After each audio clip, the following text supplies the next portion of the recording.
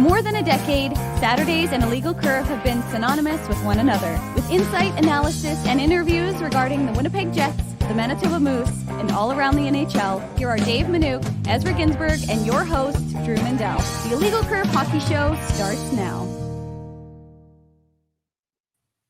This is not Drew Mindell. This is Ezra Ginsburg. Welcome to the Illegal Curve Hockey Show. The man on my right is not only is he not Drew Mindell, he's not Dave Minuk. He is the one and only most handsome man in Winnipeg sports media. That man, of course, is Jim Toth. Jim, you're our pinch hitter. Like, it happened on New Year's Eve when I was in Mexico, Drew was in Kentucky. So you're our ace in the bullpen. So thanks so much for joining us this morning. I can't believe I get another opportunity. And I was in the minors thinking this was it, but I got called to the show. I jumped on the bus and I got here as fast as I could. So always a pleasure. Always love being on with you guys as a guest or even helping a co-host. So glad to be here. Thanks. And we actually have a Jets game to talk about tonight. Like, it's going to be a really long day. Like, I was talking about this last week when we were doing the show, like 9 o'clock at night on a Saturday. I don't know if that's ever happened since the Jets came back in 2011, but it's going to be a really long day. I caught you and Cameron talking about it on Jets at noon. Pierre-Luc Dubois was asked about it. I thought his answer was pretty funny. He's like, yeah, it's going to be a long day, especially for the fans. So game day skate today at 11 o'clock in the morning. And, of course, that really normal 9 o'clock start time, Jets versus Chicago Blackhawks. The game really that we've all been waiting to see. Yeah.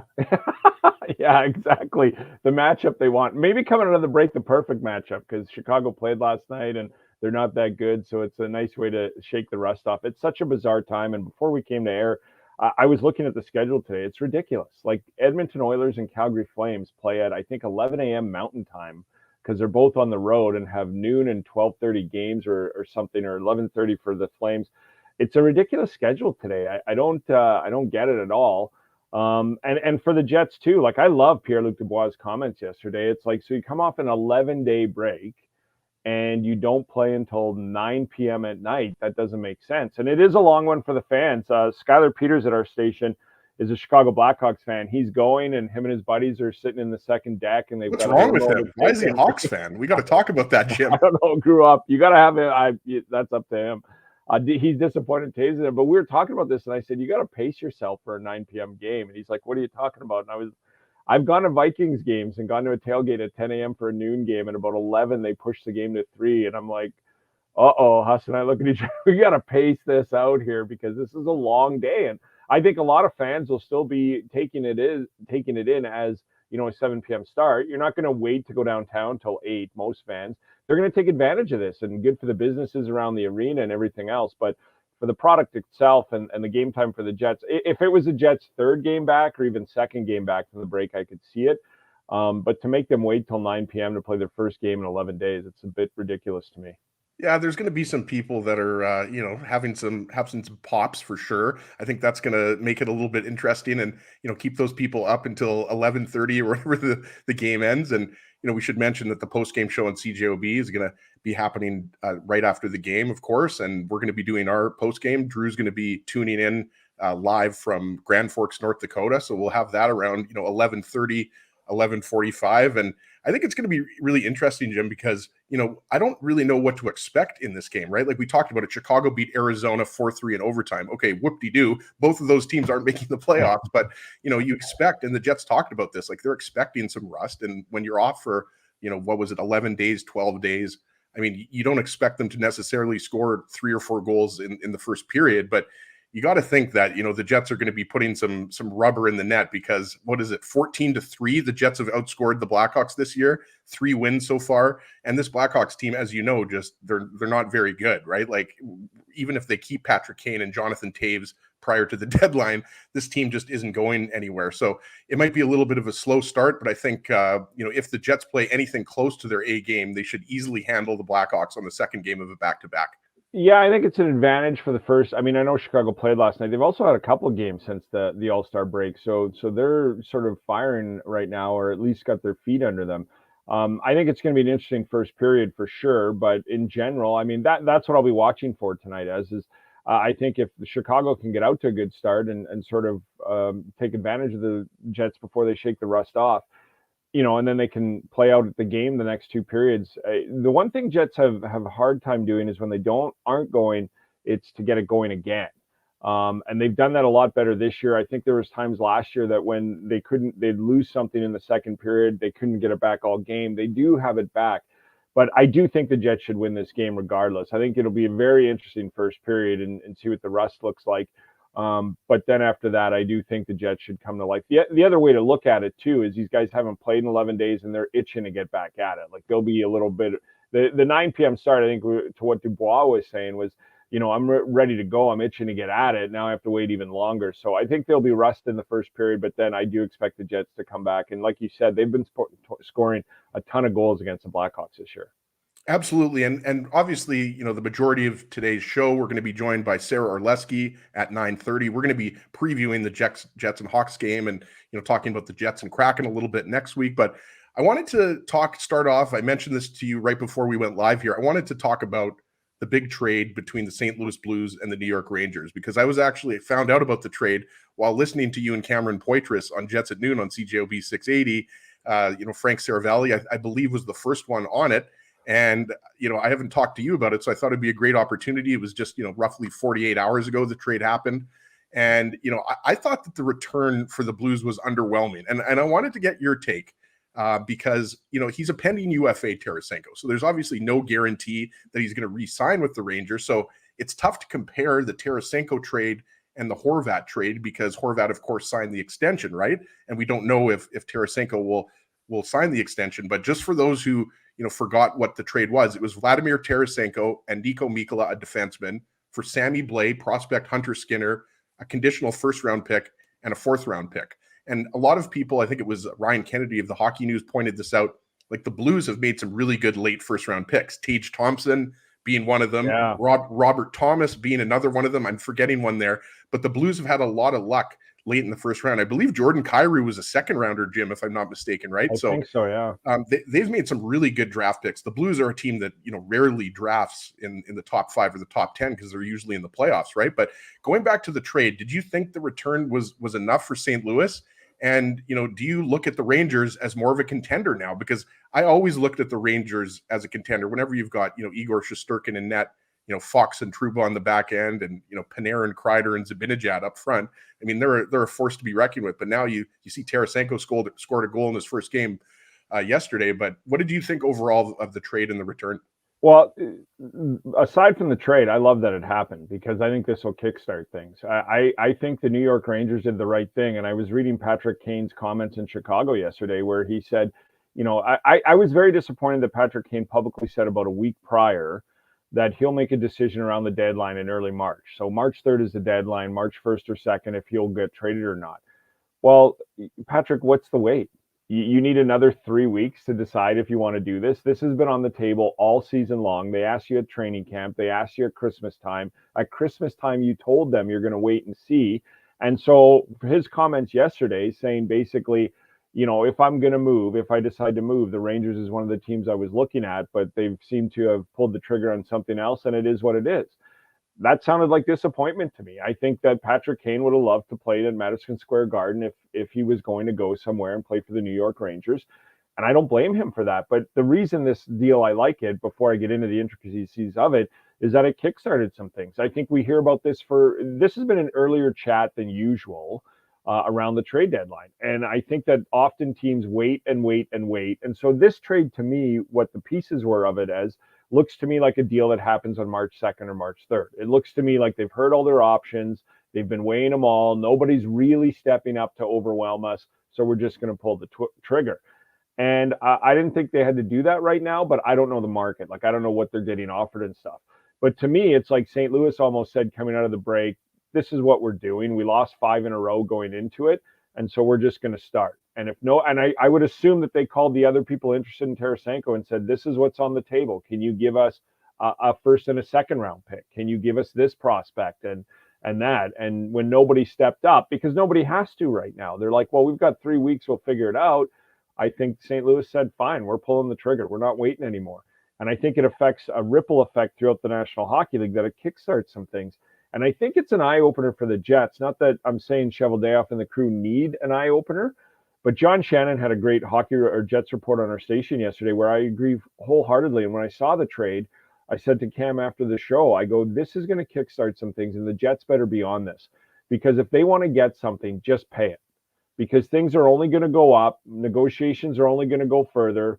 People may or may not get upset and not pull the trigger or pull the trigger.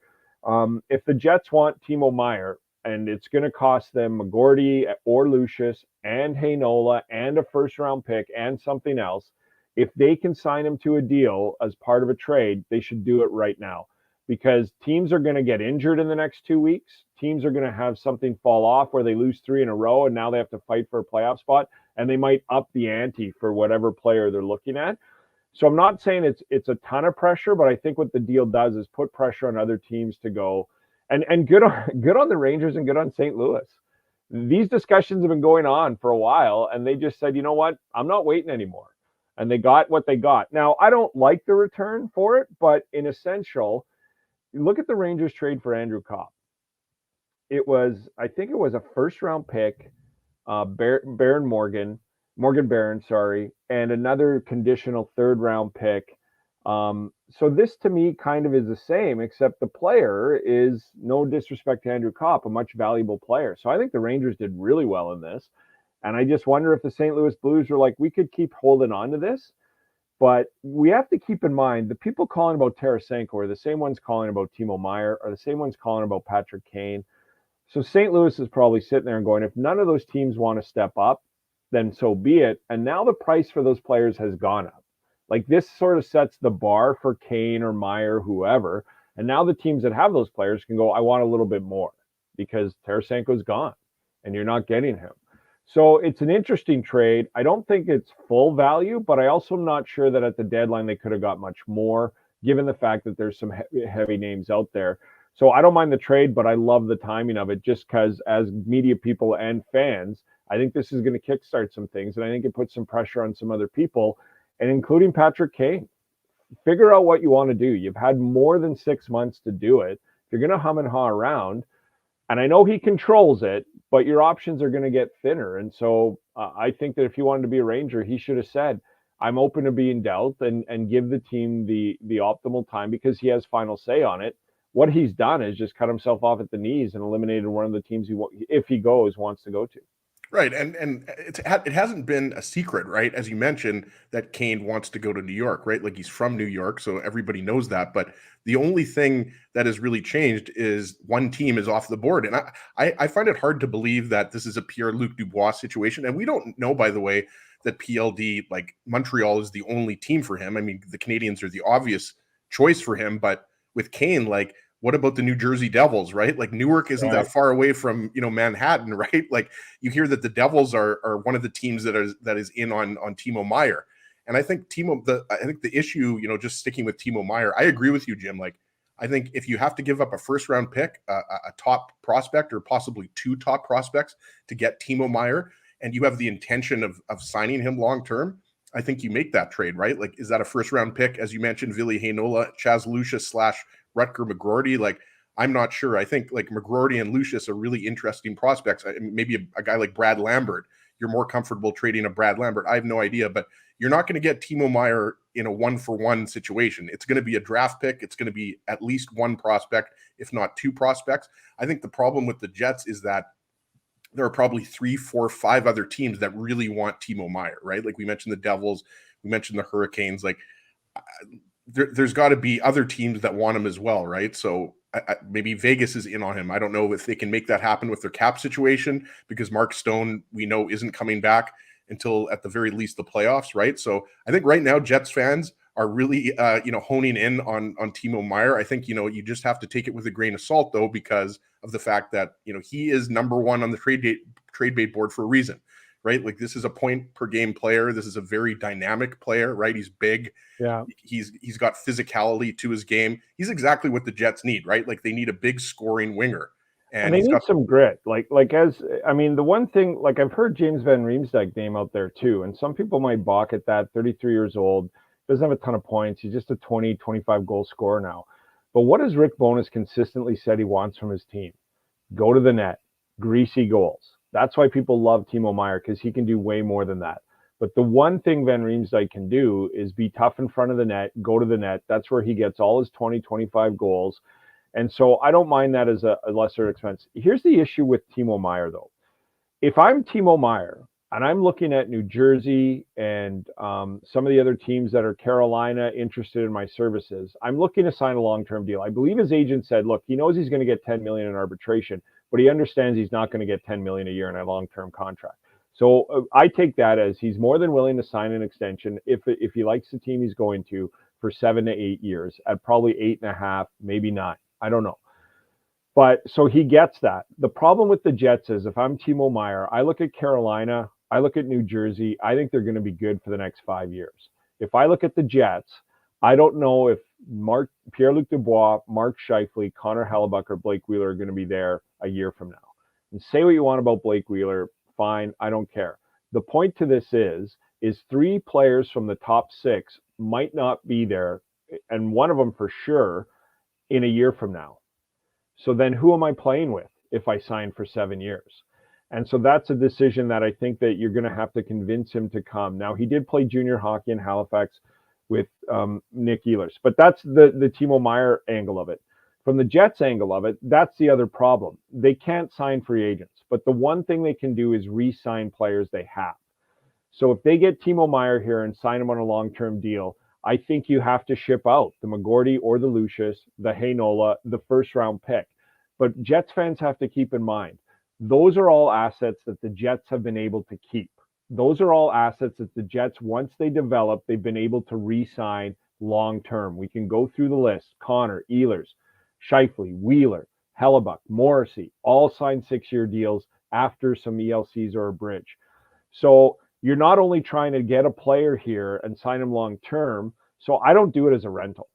You have to have him sign that because you're sending out the players that you know in 2 to 3 years you can keep for another 3 or 4 because they're homegrown and they've come up through the system. It's a huge risk to send those players out when you're a Winnipeg franchise, knowing you can't sign free agents, and the only way you've been able to keep good players is by bringing them up through your system. If you send 3 number 1 picks out of your system, 3 years from now, you're not going to be able to sign free agents. You can't sign those guys off their ELCs. And if Dubois and Scheifele aren't here, you're in a lot of trouble. So that's a different situation. Then New Jersey can send all the prospects they want. They're still going to be good in 5 years. Carolina can do the same. Those are the teams I think that'll be well because they can sign free agents as well as, Meier. So it's an interesting situation. I do it in a heartbeat if I can get him to sign the deal. If he doesn't sign as part of this trade, then I don't send those pieces out because those are the pieces I just know that I can re-sign and have for 6 years, as opposed to sending them out and a year from now potentially having 3 guys out of my top 6 and nothing coming up the pipe.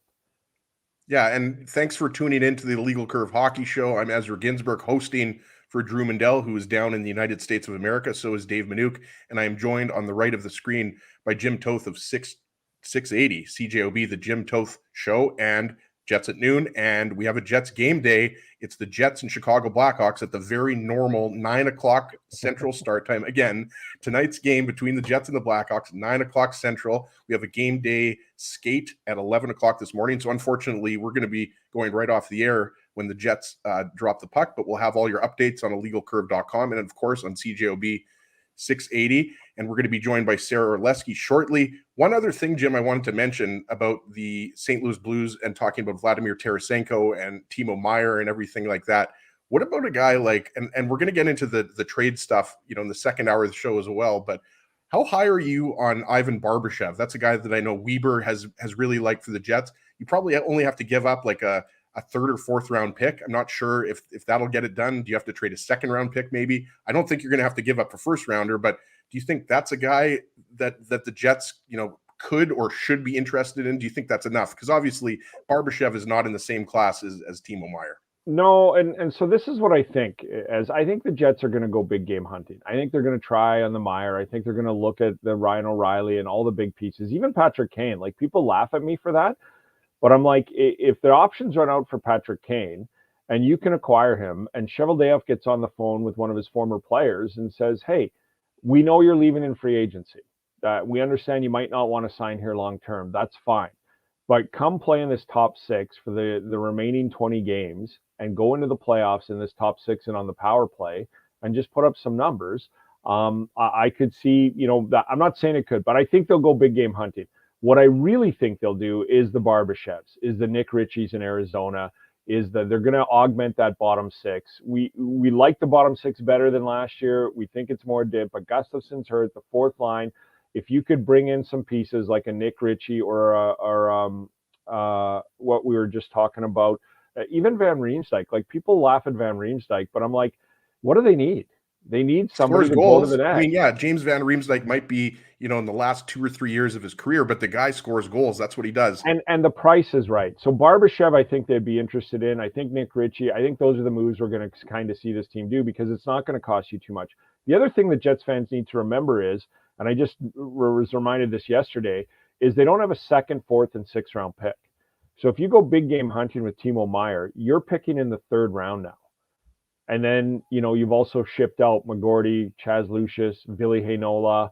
So that's a lot of first missing on the draft going into this. So I do see potentially, a 3rd round pick or maybe well, they don't have a 3rd, but a 4th. So I could see a 3rd round pick and maybe one next year, and maybe Jansen Harkins, who needs a new life, for a Barbashev or for a James Van Riemsdyk.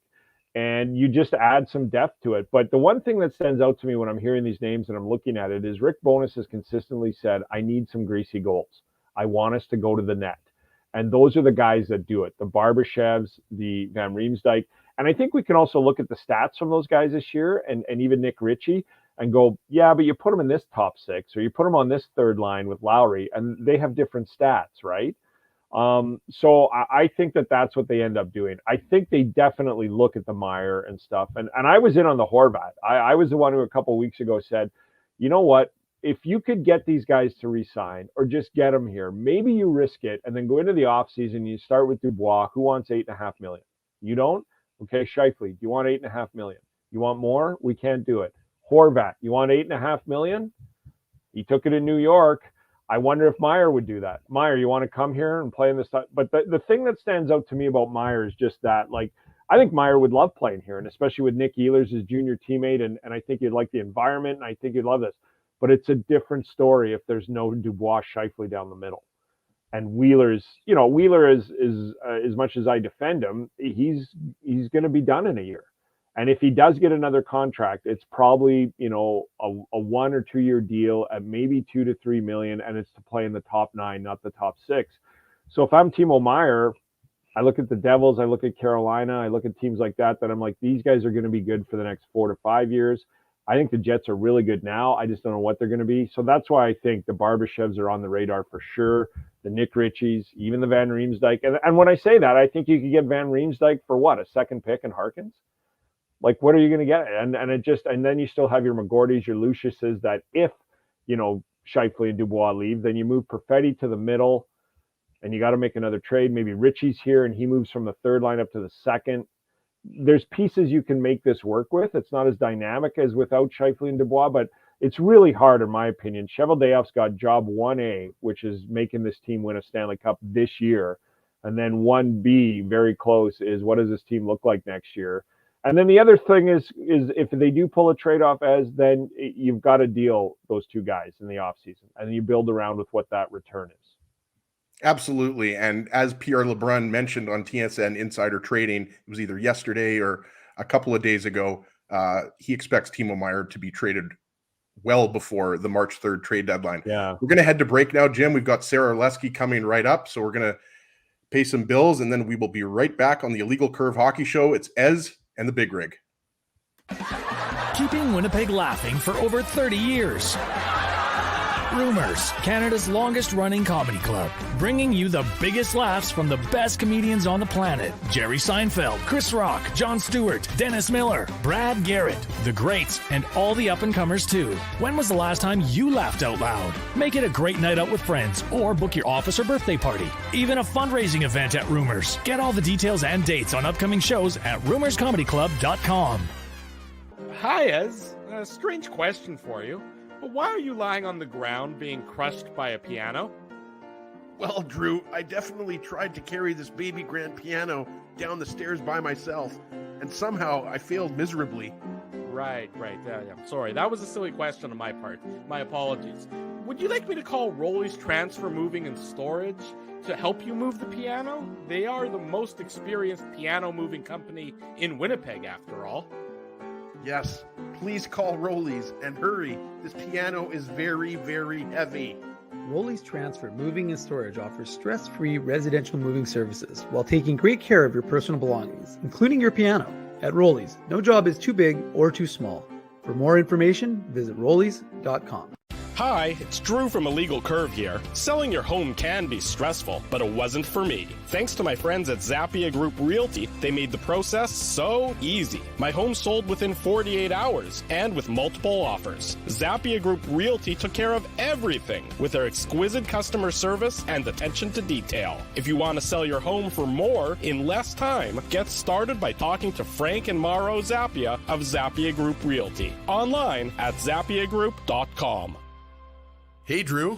Ezzy, whoa, what a smile! Yeah, I got my crowns done at Linden Market Dental Center, and they whitened my teeth. I see. They're so bright that every time I smile, they go, We have hockey tonight. Do you have a mouth guard to protect those pearly whites? I sure do. Whoa, they even ting through the mouth guard. Linden Market Dental Center covers all your dental needs from restorative to cosmetic dentistry and will fit you with a sports guard for that active lifestyle. 877 Waverly, see lindenmarketdental.com. So you're a pizza person, you married a wing person, but somehow your kids are salad people. You can't pick your fam, but you can pick your BP meal deal, starting from $18.99 for takeout or delivery at bostonpizza.com.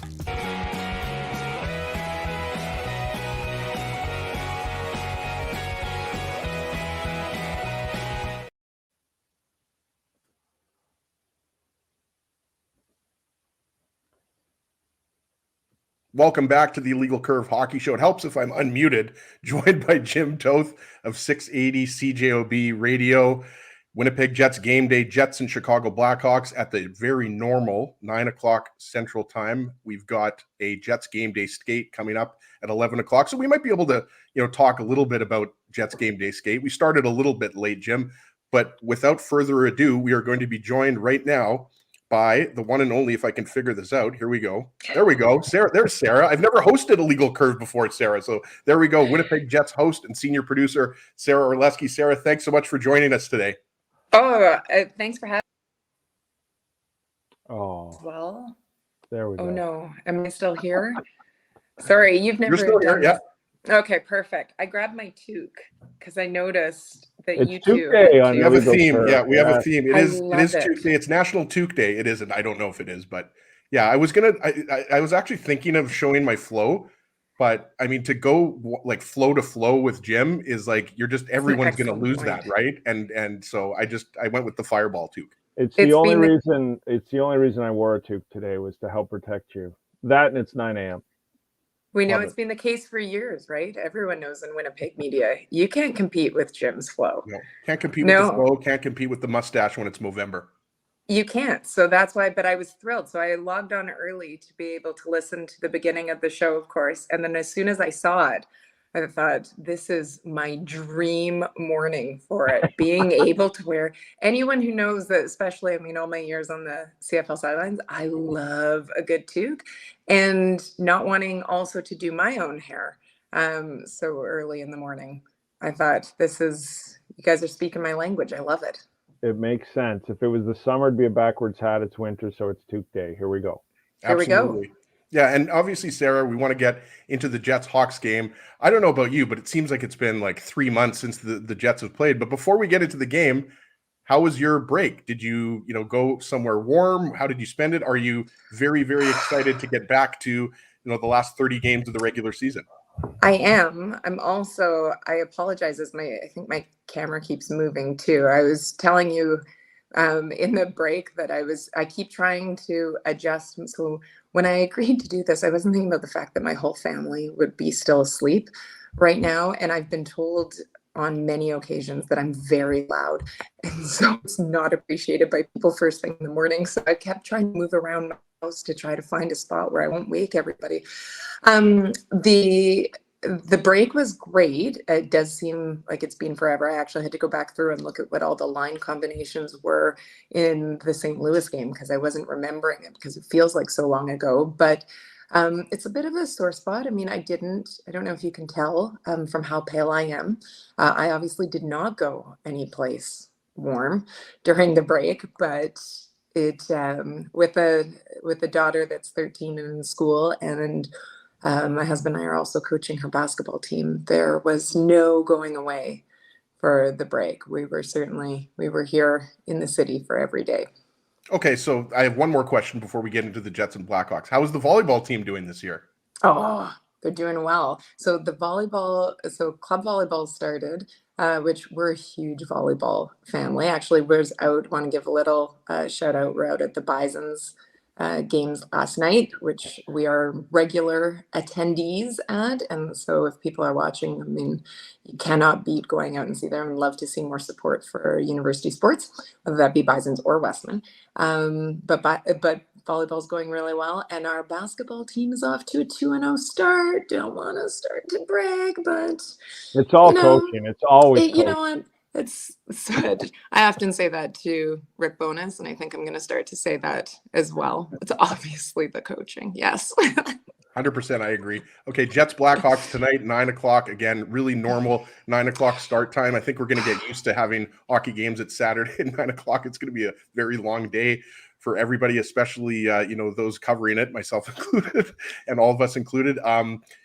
A lot of the discussion this week, only 2 practices, but a lot of the discussion centered around, Sarah, obviously, the longer practices and, the fact that everyone's expecting there to be a little bit of rust, especially, in the first period. What are you expecting with tonight's game? Because Chicago obviously played last night. They beat Arizona in overtime. You were mentioning we're expecting the lines to stay relatively the same. We found out that both David Gustafson and Dylan DeMello didn't skate with the main group. They skated on their own. So the lineup should look fairly similar to the game against St. Louis before the break, right? I'm not sure, if it's going to be, Sam Gagner or Saku Manalainen on that fourth line, because there were some different line combinations. But what are your kind of, macro level expectations for tonight's game against the Hawks? I won't be surprised if we see a sloppy first, rusty first, sloppy, like choose whichever word you want for it. Won't shock me.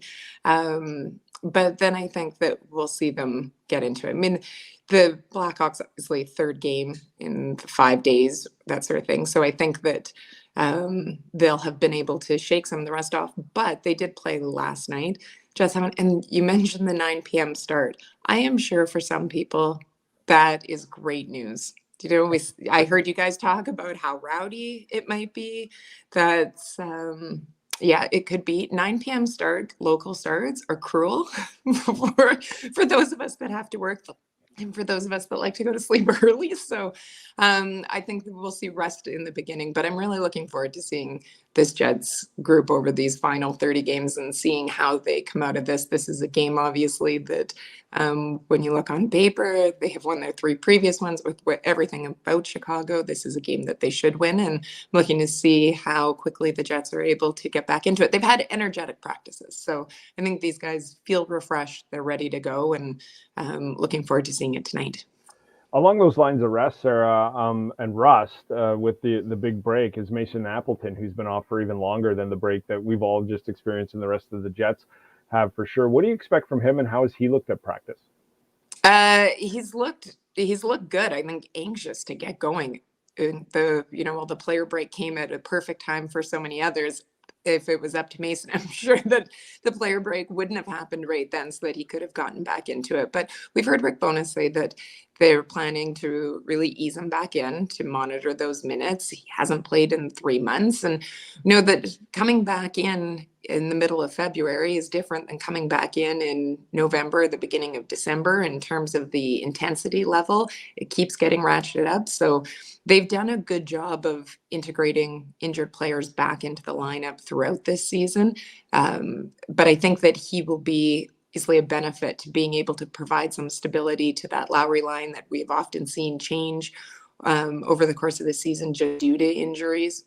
We know what he can bring on the penalty kill as well. And I really liked what we were seeing from that Lowry line several months ago when he was on it. So we know the chemistry that those two can have, and I think he'll be a good addition to this group.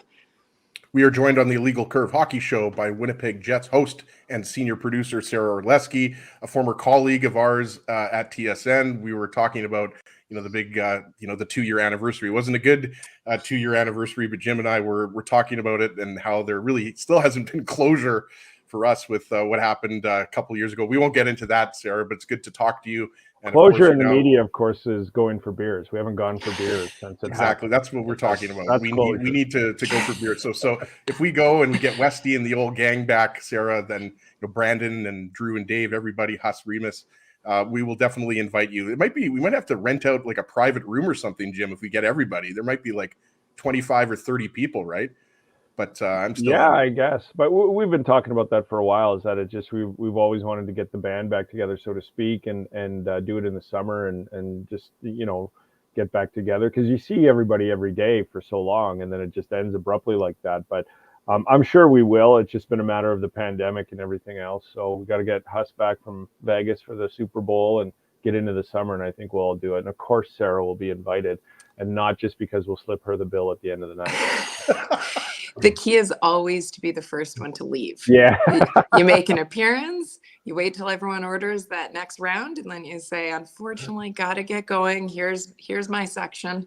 See, that's a veteran move from a veteran broadcaster. The Irish goodbye. I can say that, by the way, because I am Jewish, but I'm also a quarter Irish. My mom's my grandfather, my mom's dad was Irish, so I can say Irish goodbye, and there's no negative connotation, right? Let's get back to the Jets and the Blackhawks, though, because we talked about Dylan DeMello and we talked about David Gustafson before you came on, Sarah, and and with you as well. And DeMello is a guy that obviously plays big minutes for the Jets, but that means that Dylan Sandberg is going to be a guy that has another opportunity in the lineup, especially with Ville Heinola, now not up with the Jets. He's with the Moose, right? So just wanted to ask you, about the trade deadline. It's a big focus. It's roughly 3 weeks, I think just 3 weeks less a day before the trade deadline. And obviously there's a lot of names out there. I mean, I'm sure that you've seen all the names out there, but if you're looking at this Jets team, like where do you see the Jets augmenting the D-core as well as bringing in a forward or two? Like I look at, defense for me, maybe it's because I played defense for, community club hockey. No, I'm just joking. But I think that, defense is always something that you're looking to bring in, more depth, especially this time of year.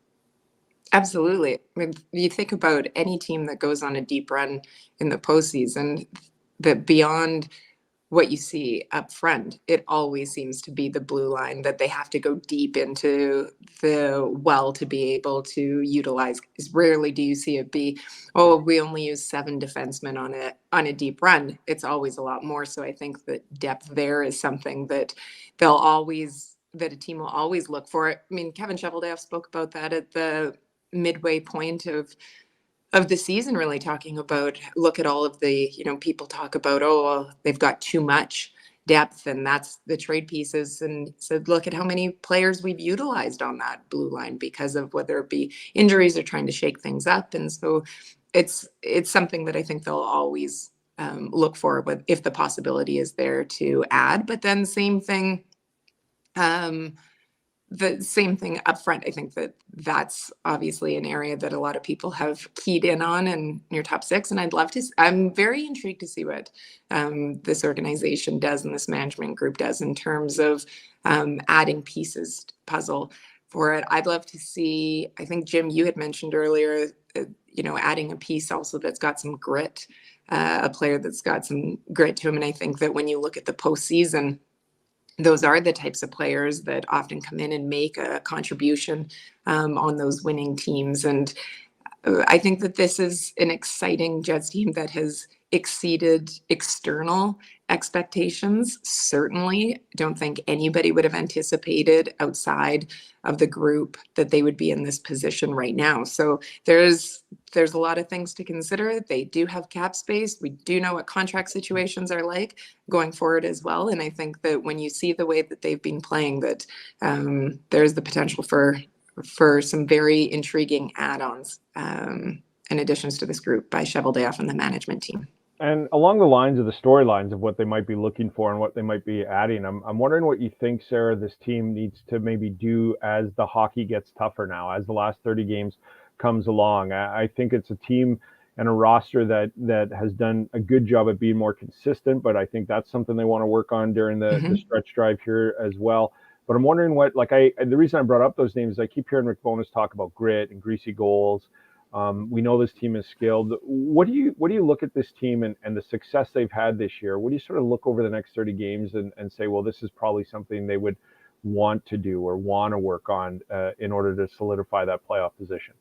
I think absolutely the consistency that you talk about. And we've seen, it's funny because they'll go through, we've seen them obviously before the break, a big win against St. Louis, but we've seen them have times where, they've dipped down and their level of play hasn't been what fans are wanting to see. And I think that's inevitable when you have an 82 game schedule, that you're going to see it. But I think that people also have to remember that this is that there's a lot of work that has been done in this group for it, and it's not something that's going to change overnight. And so getting that consistency going isn't something that you can just turn the switch on game 1 or game 5 and say, okay, well, any of the problems that we had last year just disappear because it's a new face here. That sometimes, especially if there are some struggles on the ice, that old habits sometimes creep back in. And I think that that's just human nature with it. So looking at this group, it's how do they rebound from some of those? How do they get that consistency going? Because if they're going to play well into May and they're going to make a deep run like what we saw in 2018, that's what they need. They need to be able to find that. And they have talent. I think that this management group will obviously look to add to it, but that to me is the biggest thing. Do we see them continue to do the buy-in, continue to improve a little bit more every day? And I feel ridiculous saying it because we are the kings and queens of saying, we don't want to hear cliches, and it is such a cliche. We just need to get a little bit better every day. But it is true for it. And I think that if we see that as that consistency come in, that this has the potential to be such an exciting team in the postseason. They're an exciting team this year in the regular season. And I just think that you add a little bit more and you get a few more games under their belt, and this could be an incredibly exciting spring for it. And we know there is no better time for hockey than in the spring, and particularly in this city. We all remember what the atmosphere is like.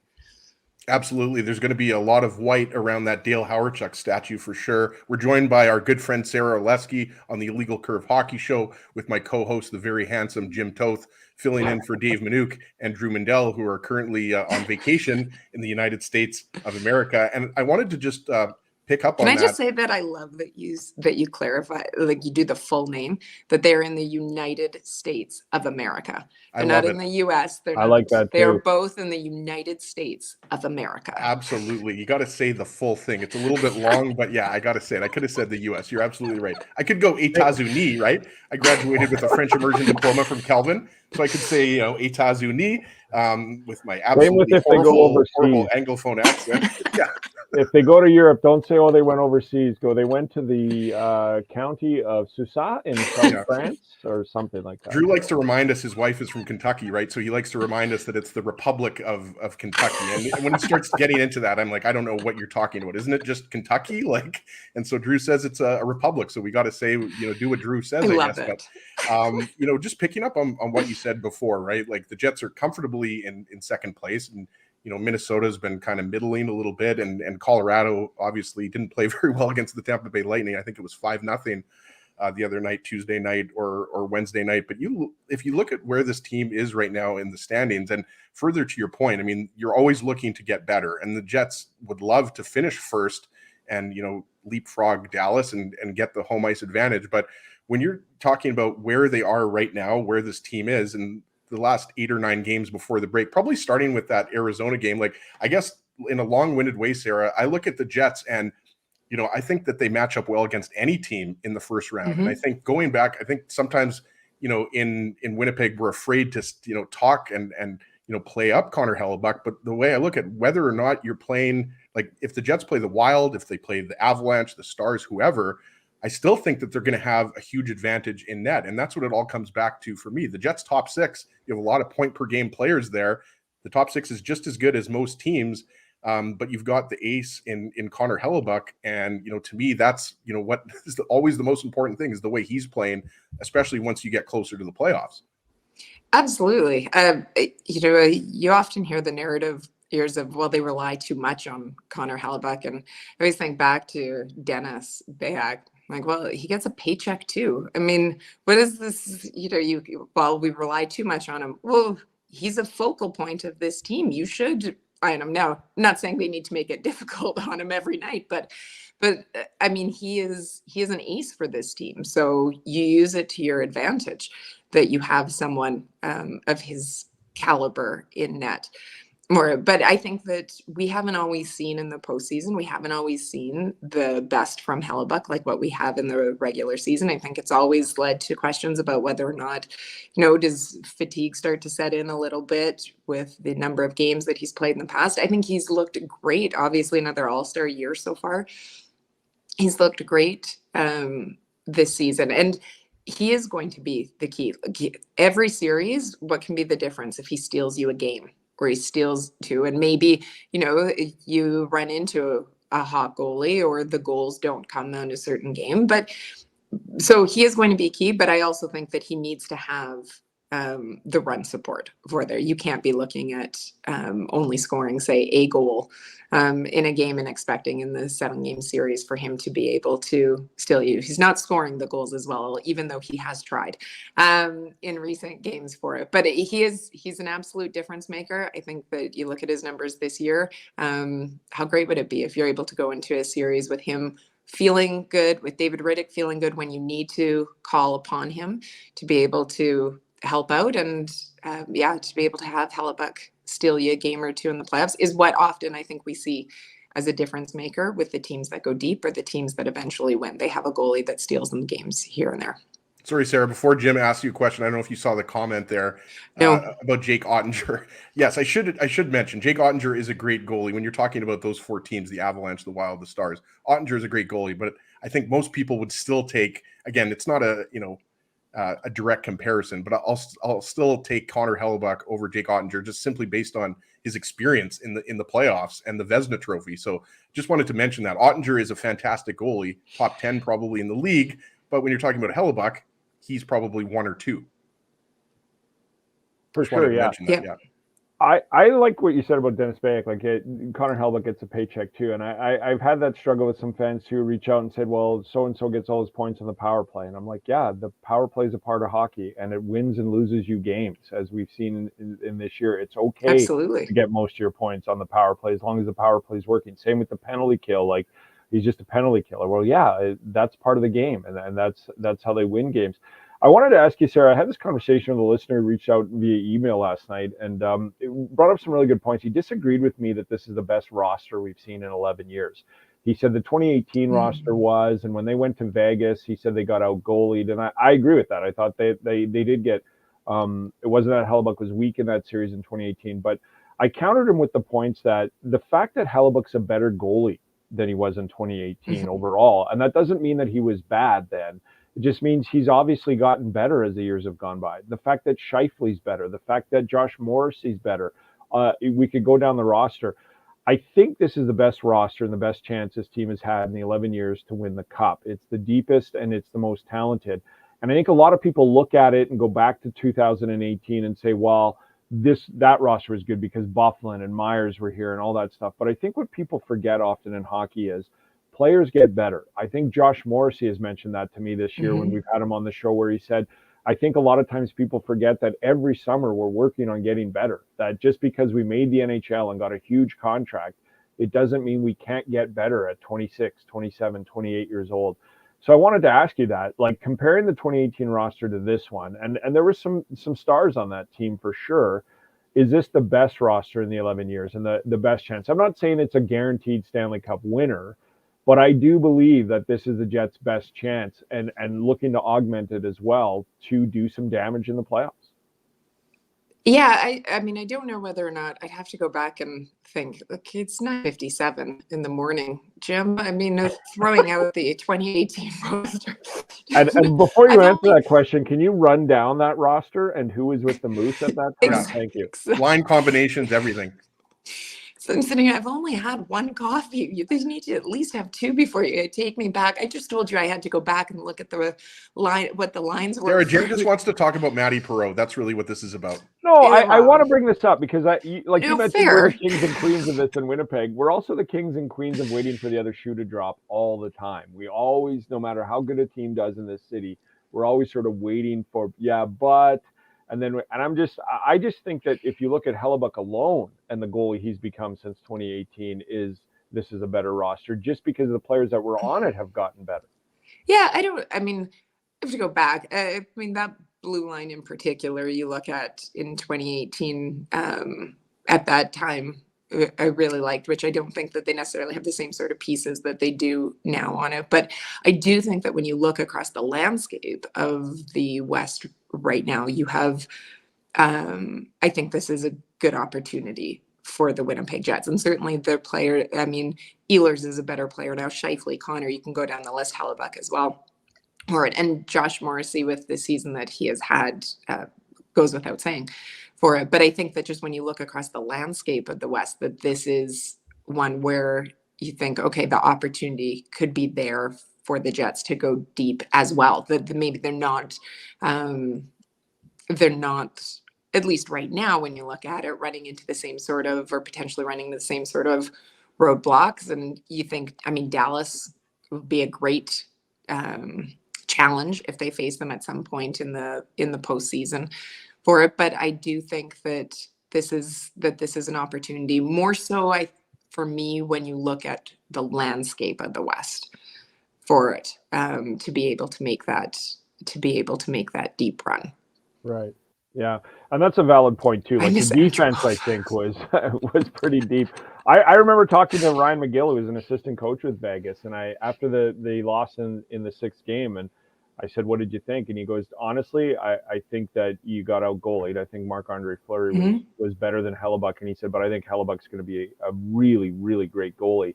And then he said, "The other thing is I think Dustin Byfuglien is a game changer, and I think he ran out of gas in that series." Those were the two reasons he thought that Vegas beat the Jets, and that was probably an hour after they had beaten them. And so the blue line is different too. I think often in hockey, much like we overlook a goaltender needing to win you 10 or 12 games in a season, or a power play to win you 10 or 12 games. I think we often overlook that as players grow, they get better and they get stronger and they get smarter on the ice. And so I just think when I was hearing that from one of our listeners, that I think that a lot of people with this team, and maybe it's because of predominantly the same roster going through what they went through last year, waiting for the other shoe to drop. And I just sort of see this team in a different fashion. I see that, not that they don't have work to do, and not that room can't be, a little fragile at times still, but they have this sort of core of players that have developed, gotten better, and matured on and off the ice to the point where I think fans should believe in this year's roster.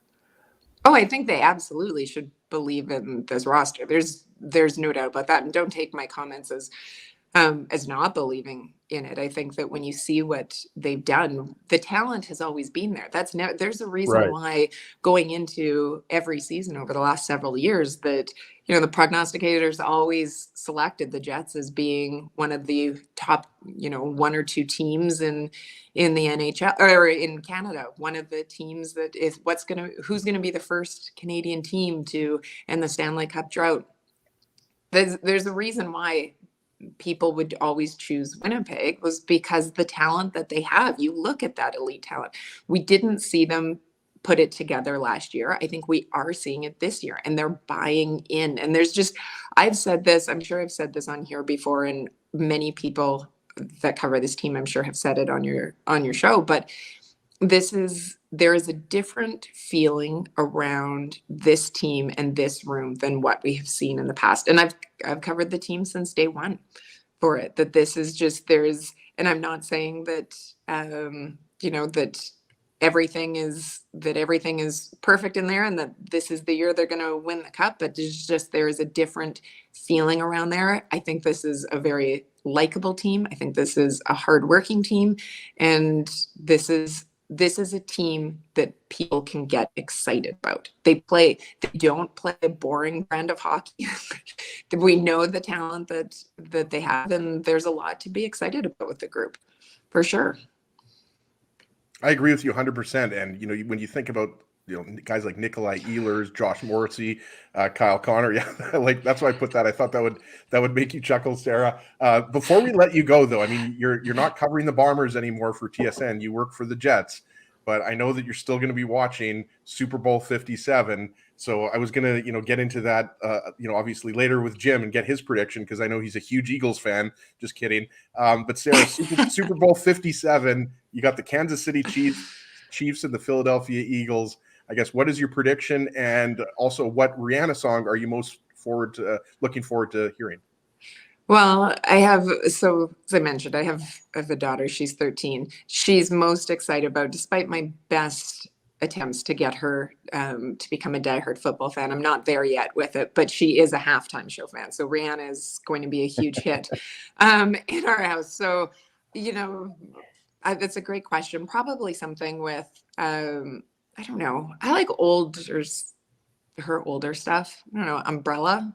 Is that really? That's a little mid 2000s. A little known fact that Sarah's a big NWA fan, and then that's when she stopped really evolving from music. She's still listening to them. And yes, that's exactly it. Jim, we've had that discussion before. I'm just stuck in it, and I can't believe that your passion for NWA often comes up in our conversation. It comes up often. Weekly, I would say. It regularly, exactly. In the press box, that's always what I'm doing. Jim, the life lessons NWA has taught me are immense. Often during intermissions is what we talk about. But I love that you're asking two NFC North diehards about this game, with the pain that both of us have experienced this season for it. I'm going to go Eagles, though. Although I feel it's tough to go against Lions.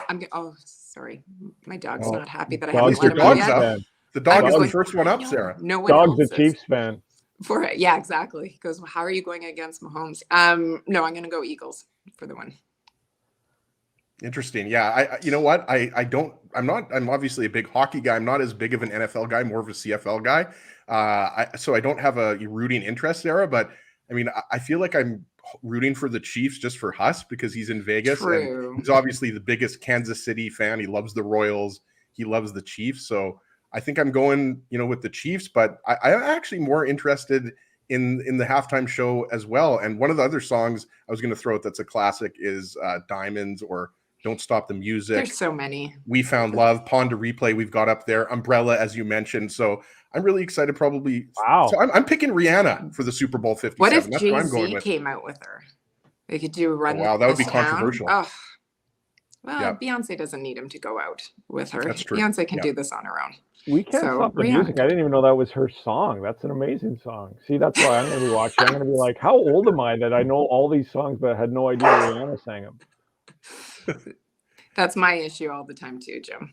Absolutely love it. Yeah. Sarah, thank you so much for joining us. Sarah Orleski, Winnipeg Jets senior producer and host, good friend of the show. If you remember when we were still on TSN 1290, Sarah was on probably the most epic show ever. We had Sarah on talking about a possible Patrick Laine trade, and then literally 5 minutes later, after Sarah was off with us, Pierre-Luc Dubois became a Winnipeg Jet for Patrick Laine and Jack Roslovic. So we always appreciate you joining the Illegal Curve Hockey Show. Hopefully this show with Jim co-hosting was just as epic as that time that you came on right before Laine was traded with Roslovic for Dubois. So Sarah, enjoy the game tonight. It's the first game in a long time between the Jets and the Blackhawks, 9:00 puck drop at Canada Life Center. So again, thanks so much. And hopefully we'll run into you at the arena in the near future. Absolutely. I look forward to it. Thanks so much for having me on. Enjoy what will be a very, very long day. Yes. today. Yeah. We're going to bed at 1:00 probably this morning. And this time, if you leave and in 5 minutes the Jets acquire Timo Meier, please call back on. You know what? It's because I don't have a hair appointment booked today, as Ezzy will be able to tell you. And that's usually the key when a trade will happen. Usually happens when If Sarah's got her toque on and there's no hair appointment, Timo Meier is not becoming a Winnipeg Jet. So you're just gonna have to wait. It might be another week or two. Yeah, we got a few days to go before the trade deadline.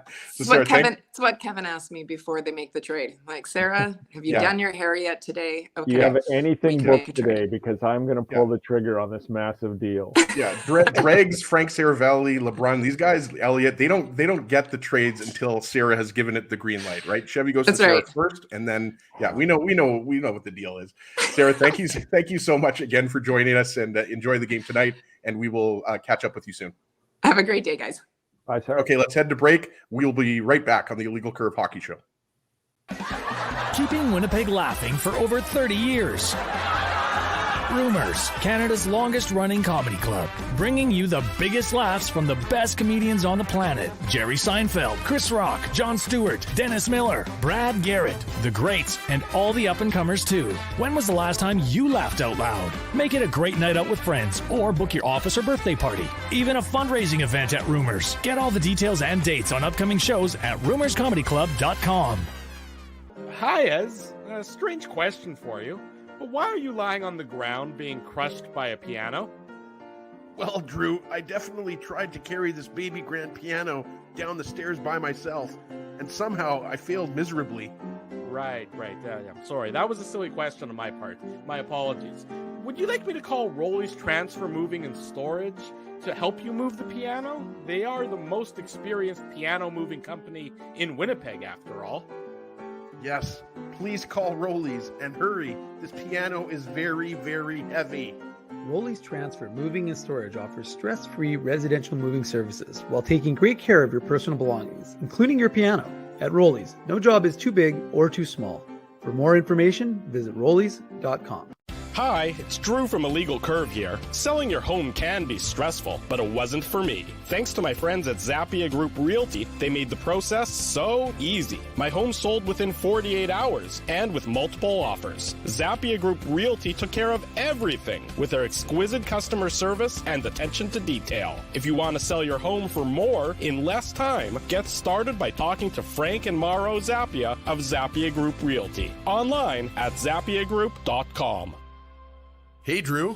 Ezzy, whoa, what a smile! Yeah, I got my crowns done at Linden Market Dental Center, and they whitened my teeth. I see. They're so bright that every time I smile, they go, "We have hockey tonight. Do you have a mouth guard to protect those pearly whites?" "I sure do."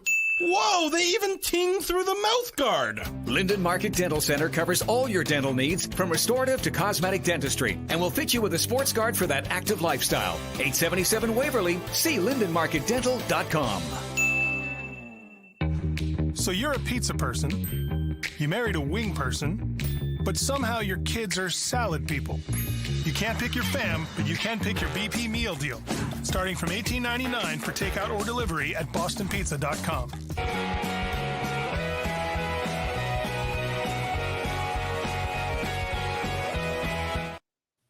Welcome back to the Illegal Curve Hockey Show, Saturday morning, 10 after 10 in the morning. Big thanks to Sarah Orleski of the Winnipeg Jets for joining us. Just great to catch up with Sarah. Like, always enjoy talking to Sarah. I haven't run into her as much this year. I've only been to, I think, 2 or 3 Jets games live.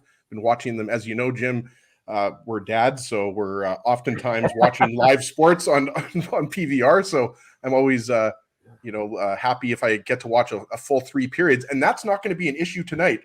And thank you to everyone who is currently joining us live on our YouTube channel and our social media platforms. Ezra Ginsburg here, the new host of the Illegal Curve Hockey Show. We finally gave Drew his pink slip. And the new co-host of the Illegal Curve Hockey Show is Jim Toth of 680 CJOB Sports, the Jim Toth Show, Jets at Noon, with our friend Cameron Poitras. So, Jim, let's get back into the Jets and Blackhawks. And by the way, if you're watching, smash that like button, subscribe to the Illegal Curve YouTube channel. And while you're at it, subscribe to Kenny and Rennie, subscribe to Skates and Plates, Brandon Gruwicki, subscribe to, obviously, Winnipeg Sports Talk with our good friends Andrew Hustler Patterson and Michael Remus. We're going to keep this thing going. I mean, Bell can't shut us down, right, Jim? Yeah, no, it's been quite the ride, and I really appreciate all the good work that everybody's doing in the community. And I think the fans appreciate the fact that everybody's show works with each other. Like I kind of Kenny and Rennie comes on after Huss, and you guys come on in and around it as well too, and everybody's on everybody else's show to just do what fans of the Jets I think like to do, and that's just talk Jets. There's a lot of passion in this community, so it's all going great, and it's funny how when things turn out one way, Westwood used to always say, when one door closes, another one opens, and you never know where it's going to lead to. And I think a lot of people from the Bell days have gone on and done some great things. So it's always great to see everybody doing well too. Yeah, absolutely. And I mean, we should mention, we did have to have a little bit of a fight there, right? Like we had, like, similar to, the big fight in Anchorman, we had to have, like Illegal Curve versus Winnipeg Sports Talk versus Kenny and Rennie. So we had a bit of a lumberjack match there, and then, settled our differences, and now we're all good. But yeah. Then the public broadcasting channel came and said, don't forget about us. Exactly. That was Brandon Rewicki, actually. That was Brandon Rewicki who came in. People that haven't met Brandon don't know that this guy's absolutely ripped. He's a big dude. So are you, Jim, but Brandon Rewicki, he's got the combination of the good flow and just being a buff individual. So Brandon, a buff individual and youth. He's got youth on his tongue. Absolutely, absolutely. Yeah. We're not going to talk about him being a Flyers fan. We'll leave that to another day here. But I work with his brother now. Tyson Rewicki is with us at OB, producing shows and dropping Eagles knowledge all week. So the whole family went to the Flyers game, and we're just ecstatic over that 4-0 shutout. And then the whole crew of the Rewickis will be watching this Super Bowl tomorrow. So love it. Absolutely love it. And we'll get into the Super Bowl at the end of the show. Super Bowl 57, of course, tomorrow, between the Kansas City Chiefs, Hustlers, Kansas City Chief, and the Philadelphia Eagles. And obviously the Rihanna halftime show we'll touch on again, because who doesn't like Rihanna? Let's get back to the Jets and Blackhawks. As we mentioned tonight, puck drop, 9:00, Canada Life Center. And we should mention, we've got the post-game show tonight with me and Drew. Drew will be broadcasting live from beautiful Grand Forks, North Dakota. That'll be somewhere around 11:45, midnight, something like that. It's not going to be an early night, folks. So hopefully you'll be able to join us, and obviously tune in to the post-game show on 680 CJOB. Is it going to be, is it Derek Taylor tonight? No, Jim, Kelly Moore's back, show? Actually. Yeah, What's Kelly? Okay. Moore, after covering hockey and being involved with it for over 100 years now, I got a nice little vacation, him and his wife, for about a month. So he's back, and I believe it's his first game back tonight too. So he's really excited to go. We talk about Russ. We had him on the show yesterday. Yeah, I was listening. He was just pumped and ready to go and firing one-liners at us both. So I think he's going to shake the rust off real quick. Pre-game show, of course, at 7 on 680 CJOB. Absolutely. 7:00, and then the puck drop is 9:00, and then post-game show on 680 CJOB. Somewhere around 11:30 to 11:45, Kenny and Rennie. I'm sure we'll have the post-game show somewhere around, I don't know, 12:15 in the morning. But we mentioned the Chicago Blackhawks played last night in Chicago, so they travel. It's not like a long flight or anything like that. But coming in, second game of the back-to-back, this Blackhawks team is just horrible, as you know, Jim, and as everybody watching the show right now knows. The Jets have handled them quite easily, scoring 14 goals in 3 games or 4 games. I think it's 3 games. I think it's 3, yeah.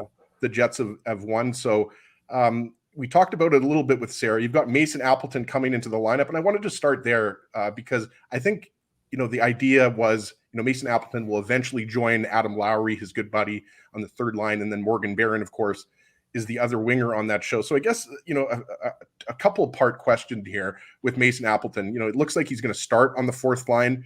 Kevin Stenlund's centering that line with either Sam Gagner or Saku Manalainen. It looks like Axel Jonsson-Fjällby is most likely going to be, based on, Jets practice, looks like AJF is going to be the odd man out. So hopefully he gets into the lineup soon. But what are you expecting out of Mason Appleton, not just tonight, but kind of going forward? Because this is a guy who hasn't played hockey in almost 3 months. And, with his size, and he can chip in a few goals here and there.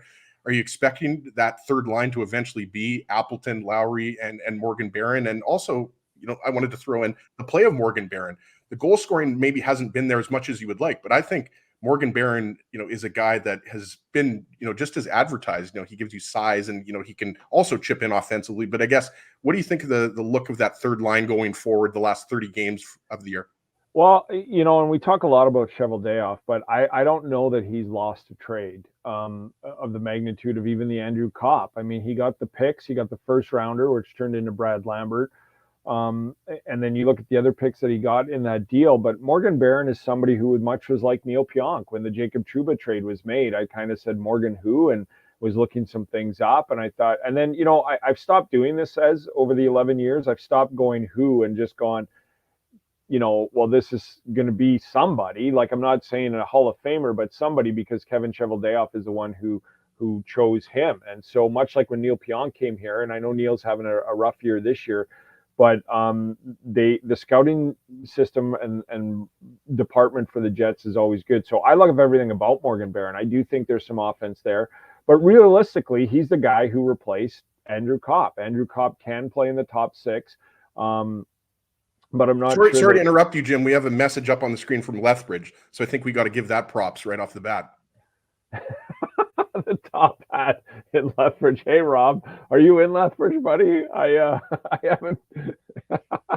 We're contractually obligated. Anytime Jim Toth is on the show, of course, Jim is from Lethbridge. So anytime we have someone in the chat from Lethbridge, that comment gets to go right to the front of the queue. Well, you can tell, Rob, that I've yet to be at the Top Hat, but if you can get them as a sponsor on this program, you'd be doing very well. Very well. So say hi to everybody at the Top Hat in Lethbridge for me. I don't even know if it's still open, pandemic times, but say hi to everybody, Rob. Thanks for that. That's funny, Rob. Thanks. But yeah, I love everything about Morgan Barron because he was to take Andrew Kopp's spot on that third line. So you lost Andrew Kopp, and Andrew Kopp's having a rough year points-wise in Detroit. And that was my only issue with Andrew Kopp. I liked everything about him. But I didn't think he was a $5 to $6 million player. And on good teams, he can't be, because you can't be playing, top 9 guys that much money. So I wish Andrew Kopp all the best. I think he's a great player and stuff. But so they get Morgan Barron in here. Now, Morgan Barron has a long way to go offensively to get up to the Andrew Kopp production, but everything else is good. He's a good defender. He's big. He's physical. And I do think Appleton will go back on that line.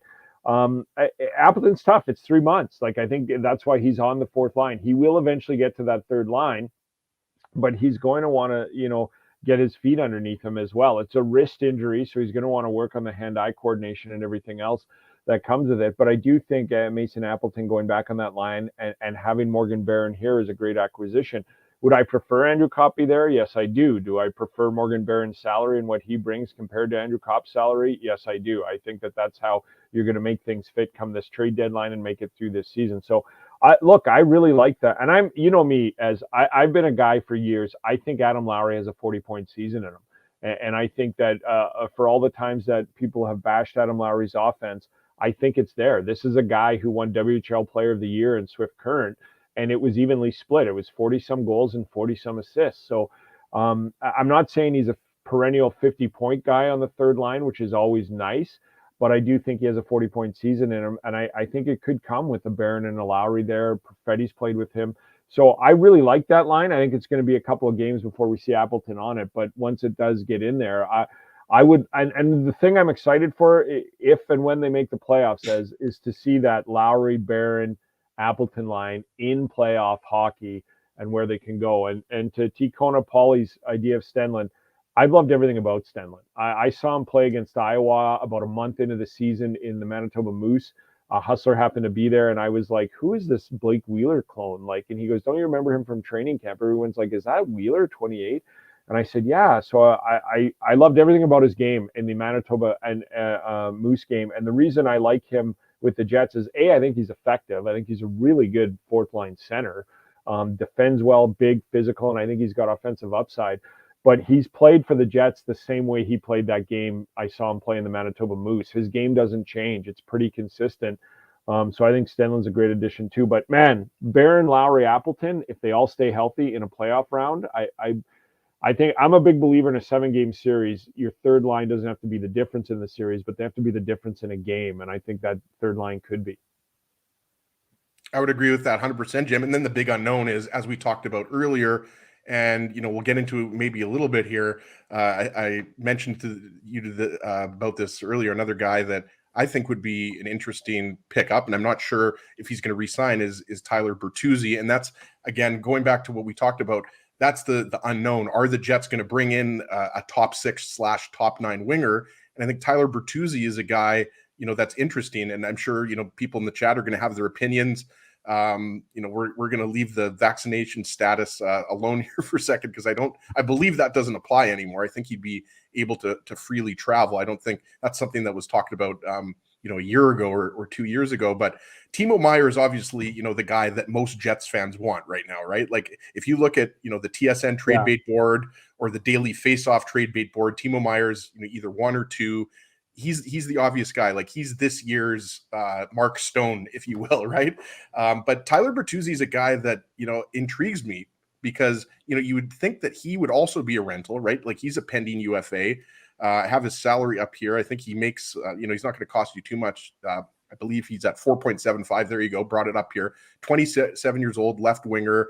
He's not having a great year, Jim, but it's interesting about Tyler Bertuzzi. The Wings obviously haven't had a very good season. He's broken both hands blocking shots. So it's been a very, unfortunate situation for him. He's only played 19 games, but he's only got 6 points in those 19 games. He's got 2 goals and 4 assists, but he had a career high 30 goals and 62 points last year, and that was in 68 games. And it's been reported that the Red Wings would move him maybe for a prospect and a second-round pick. So I don't know necessarily that you have to give up a first-round pick, but that's what we've heard. Second-round pick and a prospect, might get you Tyler Bertuzzi. I'm not sure, if you're talking about a Chaz Lucius, if you're talking about a Ville Heinola, but I wanted to just get your opinion, Jim, on Tyler Bertuzzi, because this is a guy, again, his numbers don't stand out to you this year, but 30 goals, 62 points on a bad Red Wings team last year. Like this guy can score goals and he's gritty. Like this is a guy that gets it on the forecheck. He's an agitator. So what are your thoughts on Bertuzzi and what the Jets might have to give up to get him? I don't mind Tyler Bertuzzi as an idea. I always cringe though, as when Steve Yzerman wants to get rid of somebody. I really do. And we saw that with Shirokov when he came here. I didn't mind his game here with the Jets, and I know he went on to San Jose. But I just, when Steve Yzerman doesn't want to get, now the difference this time might be Steve's built a really good team there. And I think they're on the cusp of being the Buffaloes or the New Jerseys over the next 2 seasons, like a playoff bound team with good young talent. So he could be looking to move things to add to that or make room for it overall with the depth of talent. But if Steve Yzerman wants to get rid of you, I always question like why that is. And I know you brought up the vaccination thing. I don't know if maybe that caused a rift with some of his teammates, not over the fact of what you believe around the vaccination, but just the fact that we're a team and we're trying to do some things, and you're sort of taking a stand to not. And I'm just guessing. I don't know, but I do like Tyler Bertuzzi as a player. I think it would be something that would be interesting to acquire. But I just think if it's not going to be a big name, if it's not going to be Patrick Kane, if it's not going to be Timo Meier, then I think it's going to be more of the Van Riemsdykes, the Barbashevs, the Nick Ritchies. Tyler Bertuzzi, I think is a good addition and good player. What's his contract status again? Is he a UFA or he's got term on it? This is Bertuzzi, Jim? Yeah. Yeah, Bertuzzi's a pending UFA. Yeah. And we should mention that, you're right. I think you have to be a little bit concerned when Steve Yzerman isn't, champing at the bit to re-sign you.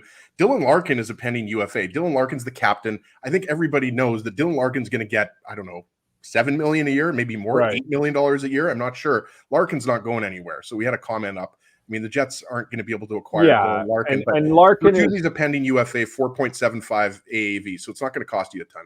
Yeah, so and that's a rental, right? So exactly. Again, the Jets don't have a second, fourth, or sixth this year, so you can maybe send a second next year. Right. And I think a second round pick would get you a Bertuzzi.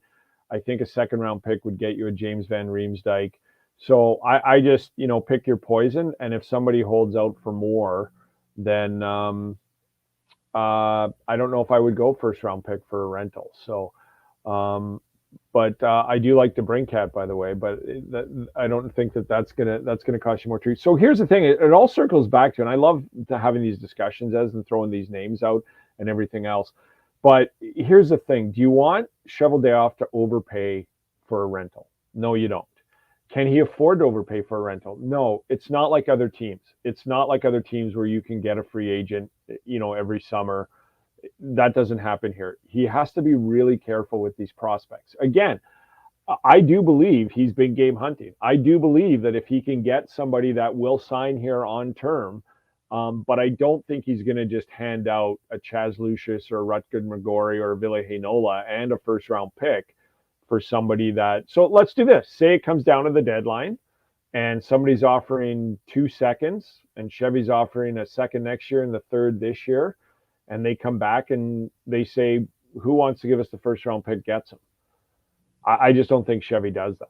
I don't think he does. And I think there is a team out there that would do that if they think they're close. So it's really interesting that the Jets and the West. Sarah made such a great point compared to 2018.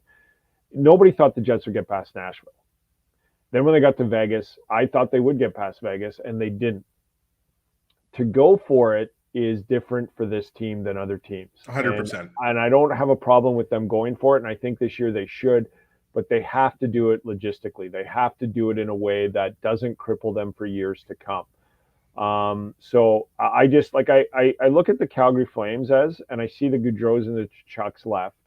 Tkachuk was like Dubois. He had another year left going into next year. What do you do? And it looked like on paper they did the right thing. They've got some for assets that didn't want to be there. And so I look at Scheifele and Dubois, and I look around the league, and I see these Timo Meier names and stuff. It's just, and then there's a story that Toronto wants in on Meier, and they'll figure it out later, which means the summer, right? And then they're hearing that the Jets might do the same. They might just acquire him and figure it out in the summer. I think the Jets can figure it out in the summer by going, who wants what I said, $8.5, $9 million, and if none of the three want it, or one of them does, that's the guy you go with, and then you trade the other two and build around that. But what if none of them want it?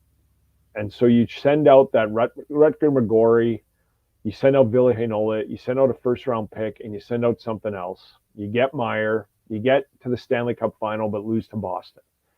And then all of a sudden, Scheifele's not re-signing, Dubois is not re-signing, Meier's not re-signing. What do you do then? You know, and so then you got to make some deals and stuff. So I do think there's work to be done, and there are some deals happening. I do think they will be in on the Meier and the other big names. But what I think will actually happen is that he won't overpay. And what he'll do is he'll pay fair price for adding to this roster and going at it from there. I agree with you 100%, Jim. And to your point earlier, Chevy rarely loses trades, right? Like you could go back and, you know, you could point to, I don't know, Kevin Hayes is maybe one that you would point to that wasn't the best trade. But I would say, you know, 80 to 90% of Chevy's trades have been won by the Jets and Cheveldayoff, right? So I agree with you 100%. Well, and he just can't, I'm looking at Florida, and they have no first round picks for 3 years, and they're on the decline now, and they're overpaying their goaltender and stuff. But do I think Florida can fix this in 3 to 5 years? Yeah, I do, because it's Florida. You know what I mean? And if the Flames or if the Jets were in the same boat, do I think the Jets could fix it in 3 to 5 years? No, I don't. I think they'd have to go through the draft again. I think they'd have to get some pieces in here, develop those pieces. And so, again, I just keep going back to Meier's going to want to come here, and he's got to want to sign an extension. And if I'm Timo Meier, I want to know what this top six is going to look like over the next 3 to 5 years. And there's 3 pieces in it, and your Vezina caliber goaltender that don't have contracts past 1 year. So, and people say this to me, if Scheifele can sign for $8.5 million, then I think you do it. But I don't know that he's going to want to sign for that. I don't. And the Jets need to, right? It's a big unknown right now, right? But I do believe that, like, the idea of people thinking that they're going to get $11 million, like, I think that was probably the problem with Laine. Laine was, you know, sitting there looking at Austin Matthews and the thing being done in Toronto. It was $10, $11 million. And you can't do that. And I think that's why Horvat took 8.5. I think that's why we're hearing about Timo Meier from his agent saying he knows he's going to make $10 million next year, one way or the other. He also knows he's not going to make $10 million on an extension contract. So he's more than willing to sign not the $10 million next year, but a long-term $8.5, $9 million, because that's the rate, right? Why did Bo Horvat sign in Long Island? I don't like Long Island's team. I don't like the Islanders going forward. I look at them over the next 3 to 5 years, and I'm like, they're not going to beat the Bostons and the Tampa Bays and the Torontos of the world in the playoffs, or the Carolinas. But he signed for $8.5 million. On a team that I don't really like. But Meier could do it differently. Meier could go, if I go to Carolina, if I go to Boston, if I go to New Jersey, I think they're going to be good for the next 3 to 5 years. I'm not saying the Jets aren't going to be good. We here in the city are questioning what it's going to look like after next year. So I can understand why pending UFA would as well. And we definitely don't know who the Jets are going to acquire. Is it going to be Timo Meier? Is it going to be Tyler Bertuzzi? Is it going to be Vladislav Gavrikov? But we don't know. But the one thing that we do know is that Ben Pope of the Chicago Sun-Times is waiting. We're going to bring him on. We're going to go to commercial break right now. But when we come back, we're going to continue to preview the Jets and the Blackhawks. Puck drop, very normal, 9:00 p.m. start time when all hockey games should start. We're lucky that we have Jets hockey to talk about. So we're going to head to commercial break, and then we come back. Ben Pope of the Chicago Sun-Times is going to join us to preview tonight's game between the Jets and Chicago. Keeping Winnipeg laughing for over 30 years.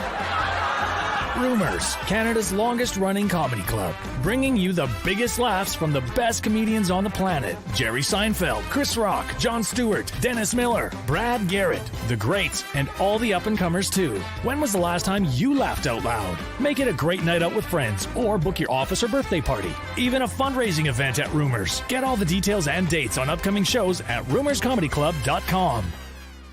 Hi, Ez. A strange question for you. But why are you lying on the ground being crushed by a piano?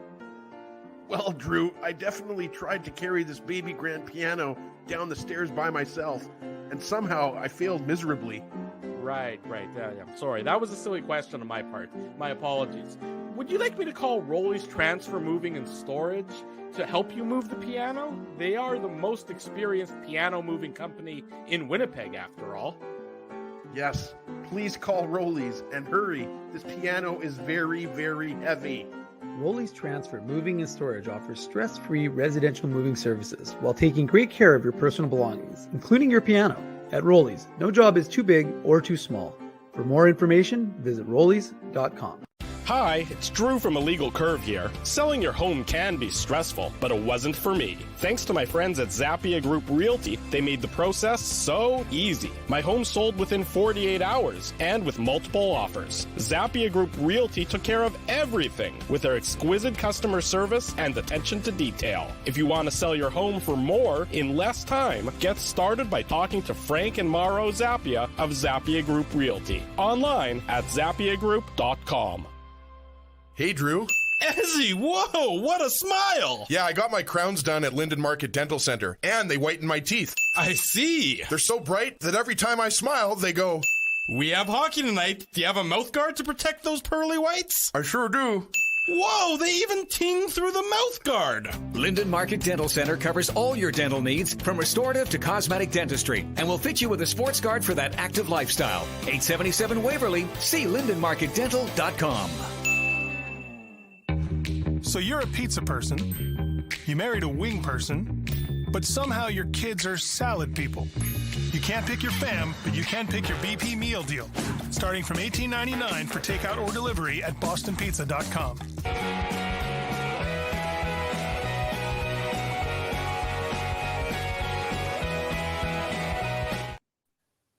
Welcome back to the Illegal Curve Hockey Show. I'm Ezra Ginsburg, joined by my handsome co-host Jim Toth of 680 CJOB, filling in for Drew Mindell and Dave Minuk. And we are very happy to be joined by Ben Pope of the Chicago Sun-Times. Ben, thank you so much. You were patiently waiting in our backstage area there for 4 or 5 minutes. So thanks so much for joining us and being patient as this amateur host tries to figure out this whole StreamYard thing.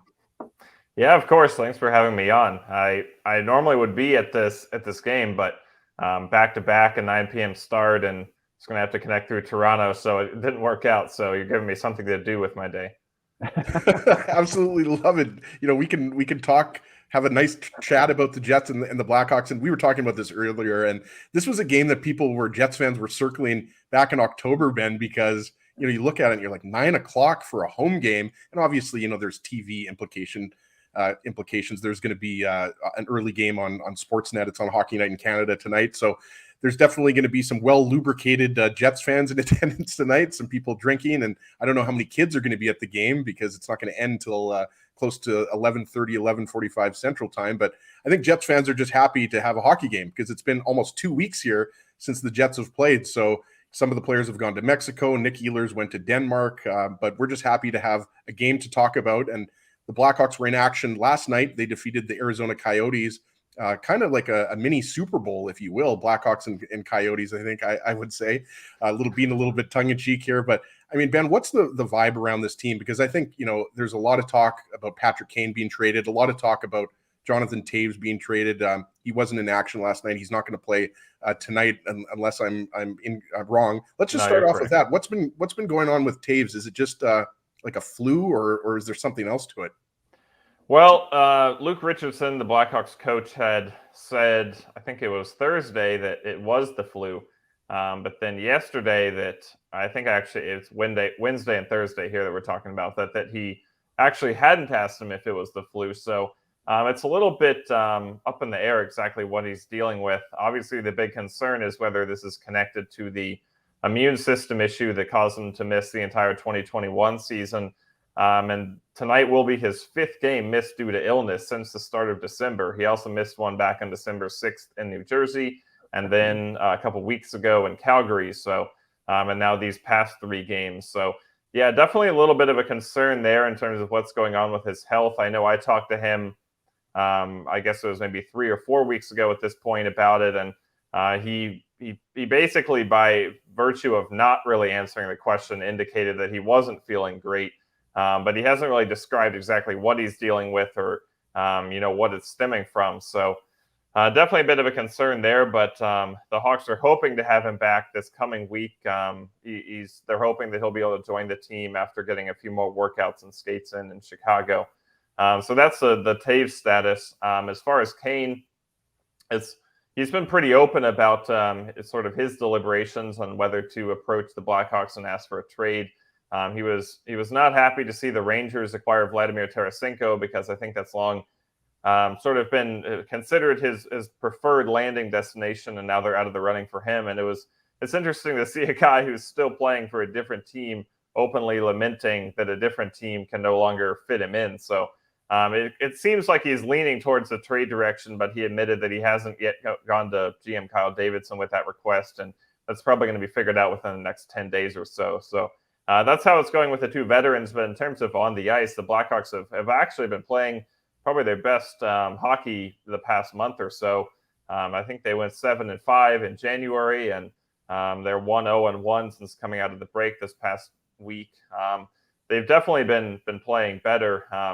Not that was a very high bar to clear, considering what we saw from them in November and December, but they seem to be figuring out the system a little bit and finding a little bit of chemistry. And some of the depth players like Jason Dickinson and Sam Lafferty have really turned it on offensively, which has helped a lot. And then they've gotten some pretty good goaltending. That's been one positive most of the year. So that's kind of the overall state of the team right now. That's interesting, Ben. I know there's a lot of Taves and Blackhawks fans here that are so disappointed, because they honestly thought that this would be their last time to see him in Winnipeg in a Blackhawks uniform. And if he keeps playing for another team or something, they just were telling me that would be different than seeing him with the C on the Blackhawks team. But Kane is interesting to me because I heard his comments, and I heard his comments over a week ago where he said, I'll decide around the deadline what I want to do. And I thought, why would you publicly say that, and why would you even privately go about it this way? This has been an ongoing process the entire season, and if you want to go somewhere, you can dictate that to a certain extent. And I understand maybe weighing the fact of being a lifelong Blackhawk compared to not, but as we got closer and around Christmas time, I was a little surprised. And then, as you said, his comments this week, I kind of felt like saying, well, Patrick, what did you think would happen? Like it kind of maybe, but to speak about it this openly, I'm wondering how this is around the team, because we talk, at least here in Canada, about Kane and Taves for the entire season. What we don't talk about is the McCabe's that might be traded, the other assets that other teams might like. So I'm wondering what, just this past week has been like around this roster, because as you said, I think they in that 7-5 run won 5 in a row and playing well. I can't think of a team personally that is going through more public and private transition during a season than this Blackhawks team.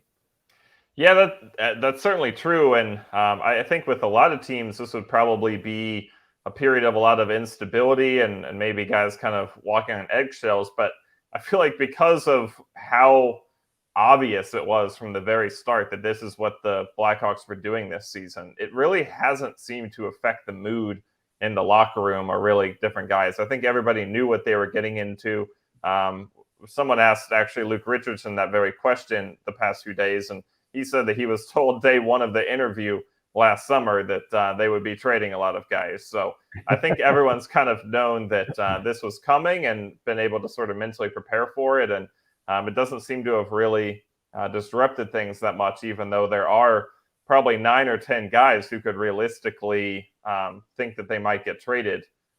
So yeah, it's honestly the whole season the team has done pretty well mentally handling everything that they've gone through, between multiple 8-game losing streaks and just all the transition going on, the fact that management has kind of openly declared they don't want to win. There'd be a lot of things that most teams would maybe get discouraged by, and this group has done pretty well of maintaining a good mood and some unity and kind of trying their best to work through it, even though that they know they're sort of destined to fail. So definitely kudos to them for that. And I think, I mean, you're right, McCabe and Lafferty and a bunch of different guys, Murphy, Domi, Athanasiou, in addition to Kane and Taves, of course, are part of rumors, but they seem to just be kind of taking it one day at a time, as they like to say, and not really letting it affect things too much.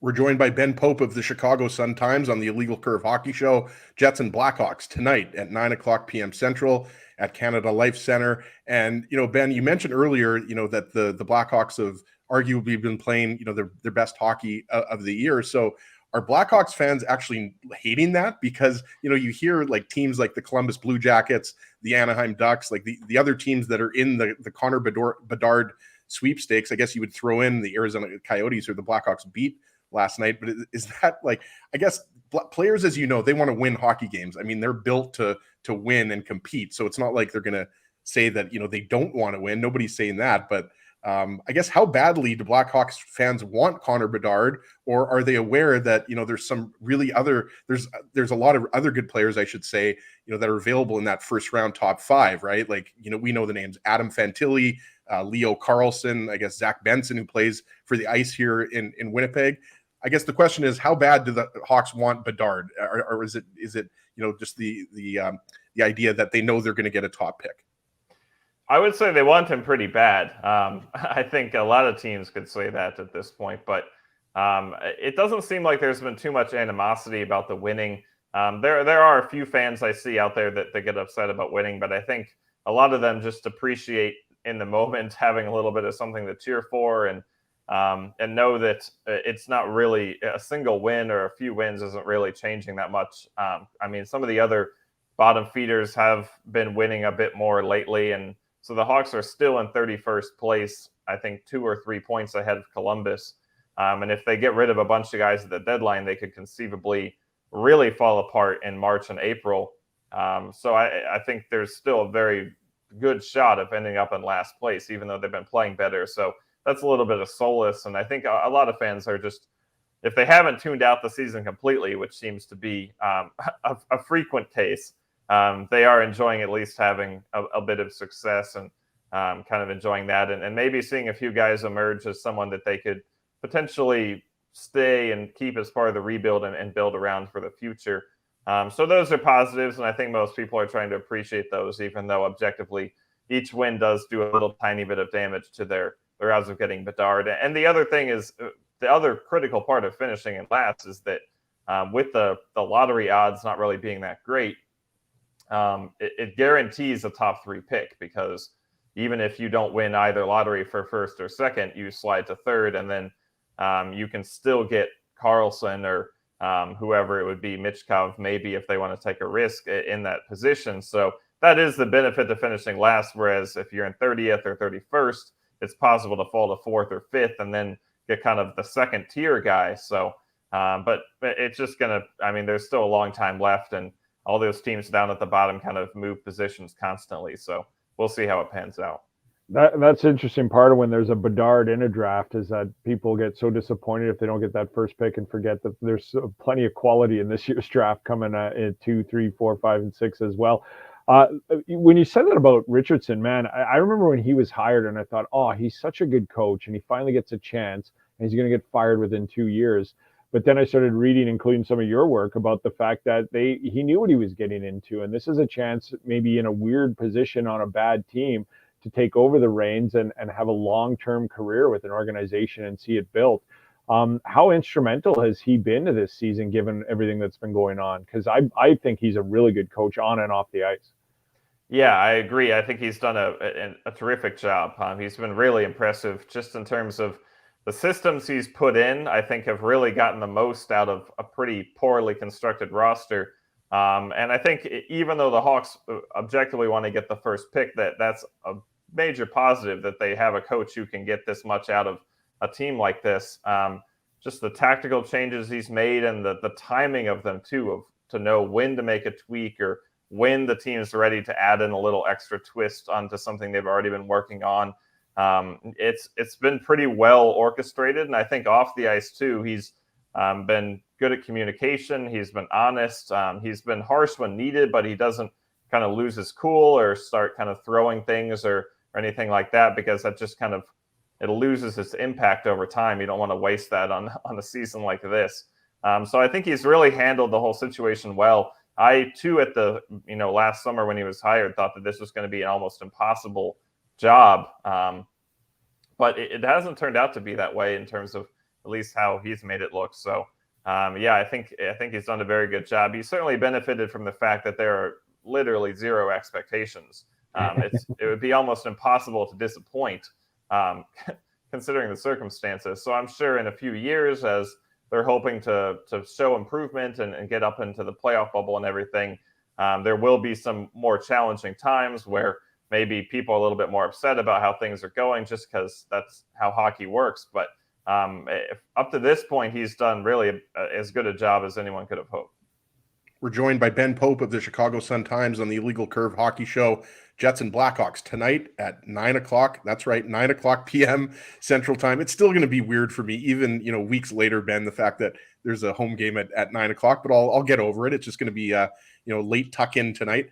But just continuing with the trade deadline, right? Because 21 days left before the trade deadline, March 3rd. And we talked about Patrick Kane and Jonathan Toews, but I guess what I wanted to get to was, you mentioned Sam Lafferty, and you wrote about him, I believe it was Wednesday, if not Thursday, for the Chicago Sun-Times. And this is a guy that, every time the Hawks play the Jets, even though the Jets have, handled the Hawks pretty well this year, 14 goals for, 3 against. Lafferty's a guy that stands out. And I don't think anybody's expecting a Brandon Hagel type of return here. And in your article, you wrote that, there's always a chance, the Hawks continue with Lafferty, and he's part of the post rebuild, as you called it. But I guess, how attractive is it that he's got that 1 year left on his contract for $1.1 or $1.2 million? Because that seems like that's got to be really attractive for some NHL GMs.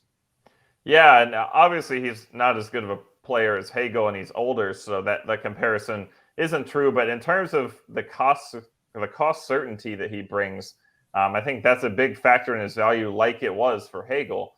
Even though they're in different circumstances otherwise.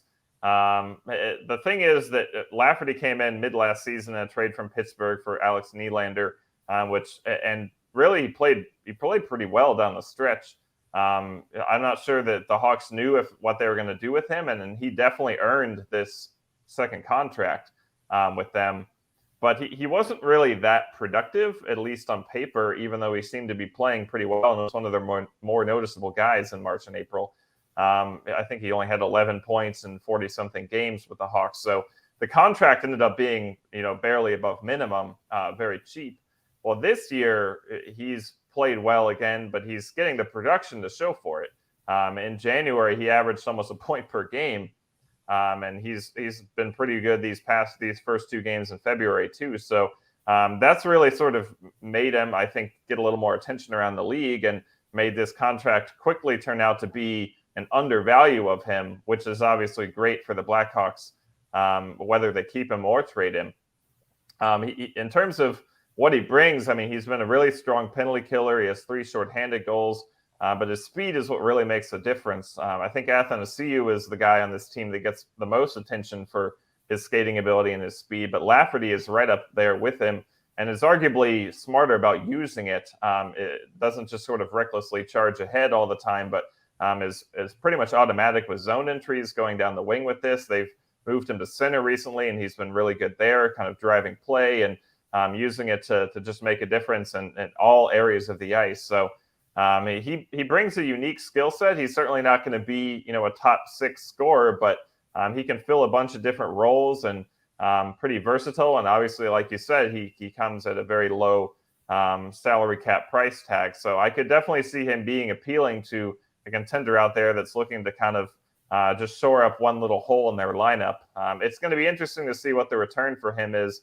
Luke Richardson recently compared him to Josh Anderson, which was kind of interesting to me, and which I wrote about there because, Anderson was coming off that really awful season in 2019-20 when the Canadians decided to trade a second-round pick and coincidentally Max Domi for him, and way more than anyone expected. And is Lafferty going to get that much? Is he going to get a second-round pick and an existing player? Probably not, but it could kind of fit the same model in terms of a guy that maybe gets more than a lot of people would figure just because of the kind of style that he plays. So it'll be interesting if he is traded to see what he gets. I did want to ask you quickly, I know we're running out of time, but you mentioned Max Domi, and a lot of people are asking us about him in the Jets uniform. Would they acquire him? And then some people in my discussions we've been having about why he's having such a good year in Chicago. And I just think that of the maybe 5 or 6 games I've seen him play this year and the couple against the Jets, is he just looks like he's matured. Like he just looks like any compliment you can give a player, no matter what you do or what your job is on the ice, is to be consistent. It looks like he's matured into a nice, consistent player. What have you seen from him this year? Yeah, he has had a good season for sure. He's definitely exceeded the expectations coming in. It sounds like he just maybe wasn't in the best place in Columbus. Just didn't really work out fit-wise for him, and he just maybe didn't have his normal attitude or his normal kind of feisty energy, and he's found that again in Chicago, which has been good to see. He's been certainly given a lot of opportunity. He's been the first-line center most of the year. He's been at second line the past few weeks, but he's their leading scorer, and he does have occasional bouts of kind of what are you doing moments, but for the most part, he really does bring a lot of energy and has been very productive offensively, and has been terrific on faceoffs, which has kind of come out of the blue. That wasn't really a strength of his up until this season. So I think if the Hawks do trade him, they'd love to get maybe a second-round pick. I think his value has increased up to that point. But it's also possible they keep him and maybe give him a 2 or 3 year contract to kind of keep him around as sort of a leader through this rebuild. He's expressed a willingness to do that. He seems to be really enjoying himself, even though the team hasn't had a lot of success. And they are going to have to get to the salary floor somehow after Kane and Taves leave. So I wouldn't be surprised at all to see him stay. But if he does go, I think he could bring a lot to another team. I think even last year we saw him make a difference for Carolina in the playoffs, and that was at the tail end of a much worse season for him. So I think it's exciting, I'm sure, for other teams to think about what he might be able to bring when he comes in with this kind of momentum. And even though there's a lot of Jets fans that would love to see Patrick Kane or Jonathan Taves in a Winnipeg Jets jersey, I think there's also quite a few Jets fans that would like to see Max Domi in a Jets jersey because, of course, his dad played for the Jets 1.0. And if you go back to that 2013 draft, Ben, he was taken right before Josh Morrissey, right? He was 12th overall, if I'm not mistaken, by the Hawks, and then Morrissey went 13th. So Morrissey's having a pretty good year, but I think, if you go back, he could have easily been drafted by the Jets, right? So I think, Max Domi's an interesting one. It's fascinating to me what the Chicago Blackhawks are going to do because, clearly we know they're in the Connor Bedard sweepstakes. They're not making the playoffs, and there's going to be moves. It's just a question of which guys get moved. And as you mentioned, whether they're going to finish, 31st or 32nd. So we appreciate you coming on. Before we let you go, though, we obviously have to ask for your Super Bowl 57 prediction. I'm not sure if you have a rooting interest between the Kansas City Chiefs and the Philadelphia Eagles, but what are you thinking that's going to happen in tomorrow's game? I don't have a rooting interest. It's going to be a great game, I think. I think I'll pick the Eagles, honestly. I feel like Mahomes has been a little hobbled. Maybe he won't be 100%, and they've really dominated so much of the season. I feel like Jalen Hurts was pretty good for my fantasy team, so maybe I'm a little bit biased with that. But I'll pick Philly. I don't know if you knew this, Ben, but Jim is a big Bears fan. So we know that Jim doesn't really care who wins this game, but should get that in there that Jim is a proud Chicago Bears fan. I was going to wrap this up, and you joined us on our 680 CJB pregame show a couple weeks ago, and now that you're joining us here on Illegal Curve, I fully expect the Chicago Sun-Times suite at a Bears game eventually. See you there, and feel free to invite me anytime. I've never even been to a Bears game myself. I got to be honest; it's been pretty bleak for them ever since I moved here. So. That's all good. I think I'm our good buddy Andrew Hustler Patterson, who does the Winnipeg Sports Talk show. He's a big Chiefs fan, so for that reason alone, I'm cheering for the Chiefs. But as we talked about earlier, I'm more so excited for the Rihanna halftime show. So, but we'll hopefully get a good game tomorrow. Super Bowl is always fun. So Ben, thanks so much for joining us.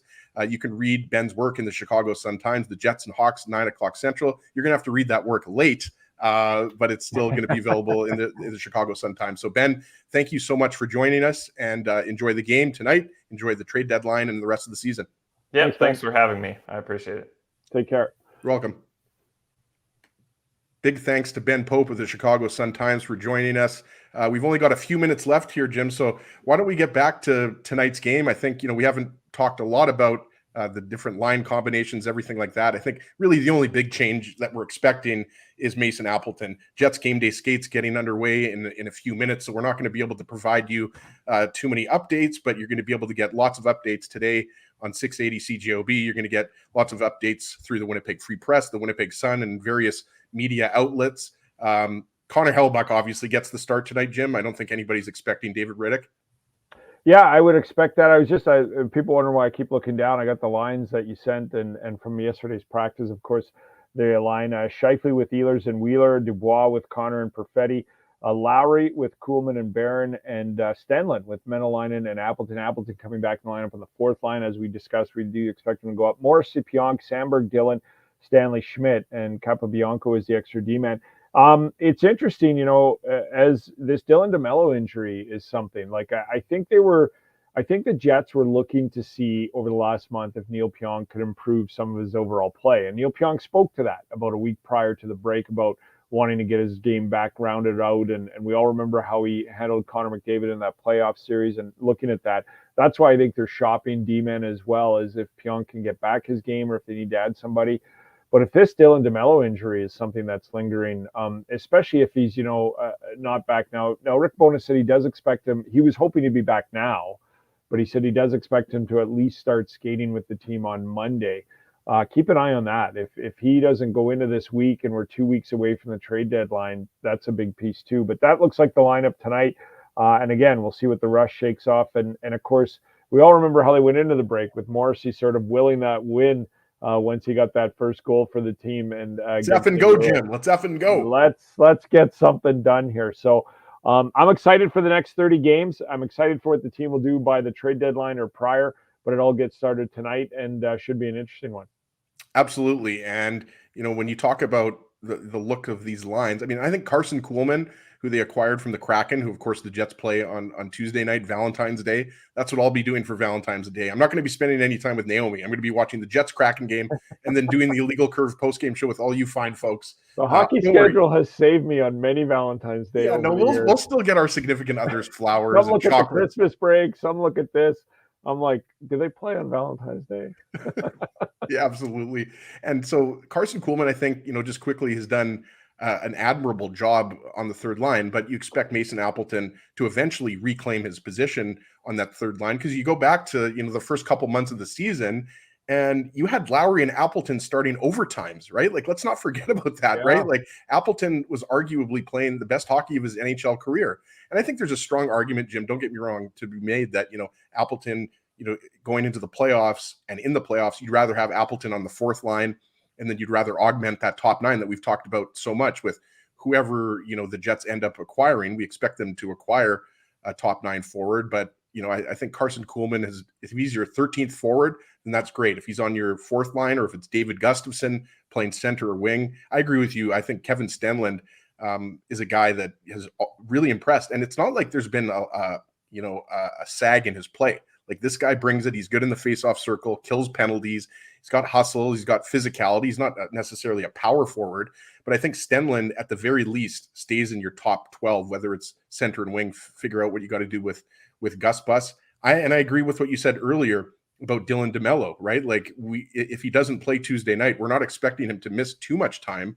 But for now, Logan Stanley, he's missed a lot of time. He's getting some playing time along with Dylan Samberg. And when DeMello eventually comes back, it is going to be between Stanley and Dylan Samberg.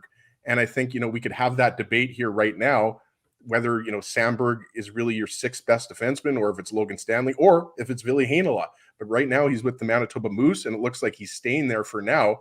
But how is Dylan DeMello's injury going to impact what Chevy might do, bringing in a top four defenseman? Like, I've said this for weeks now, and I'm sure you've talked about this with Cameron Poitras on Jets at Noon, and you've talked about this, on other outlets. Like, I think still going into the playoffs, I think the Jets have a good group of 7 or 8 defensemen, but I think, Neil Pionk's struggles still worry me. And I'm not saying that Neil Pionk doesn't have a role on this team. I think he's absolutely, a member of the Jets. I'm not saying he should be traded or anything like that, but Pionk hasn't been as good as he was a few years back. And I think, Josh Morrissey has absolutely, along with Dylan DeMello, who's the Jets' best defensive defenseman, I think those two guys have really been carrying the decor. And Brendan Dillon's had a good year and everything like that. And I think Dylan Samberg's had a good year.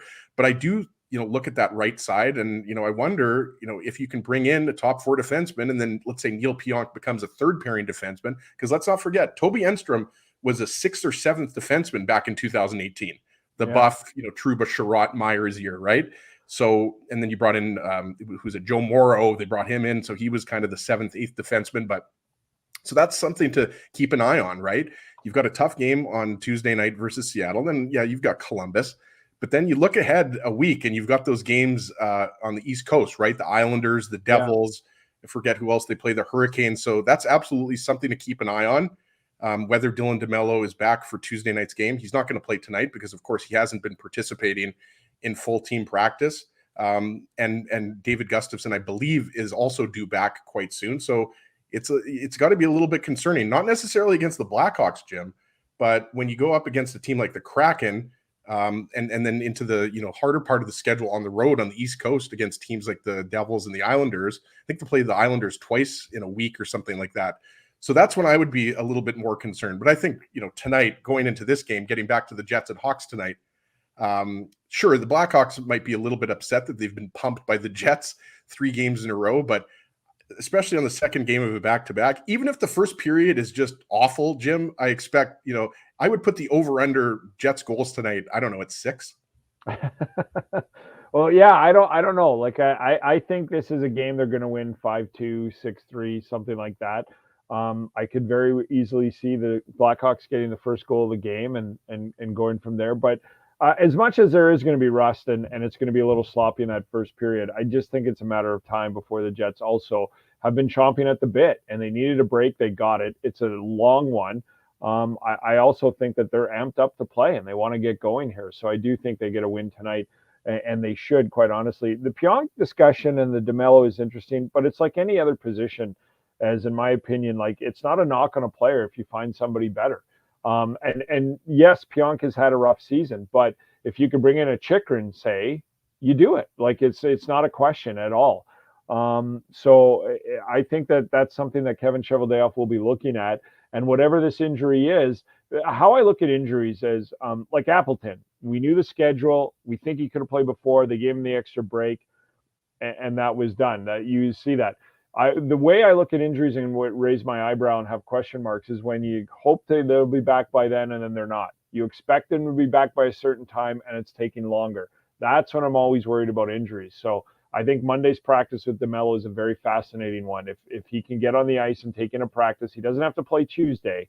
But if he can get on the ice this week and start practicing again, then it's a bit of a sigh of relief for me. If he does not get on the ice Monday or Wednesday, I think that sort of puts a little bit more pressure on it as well.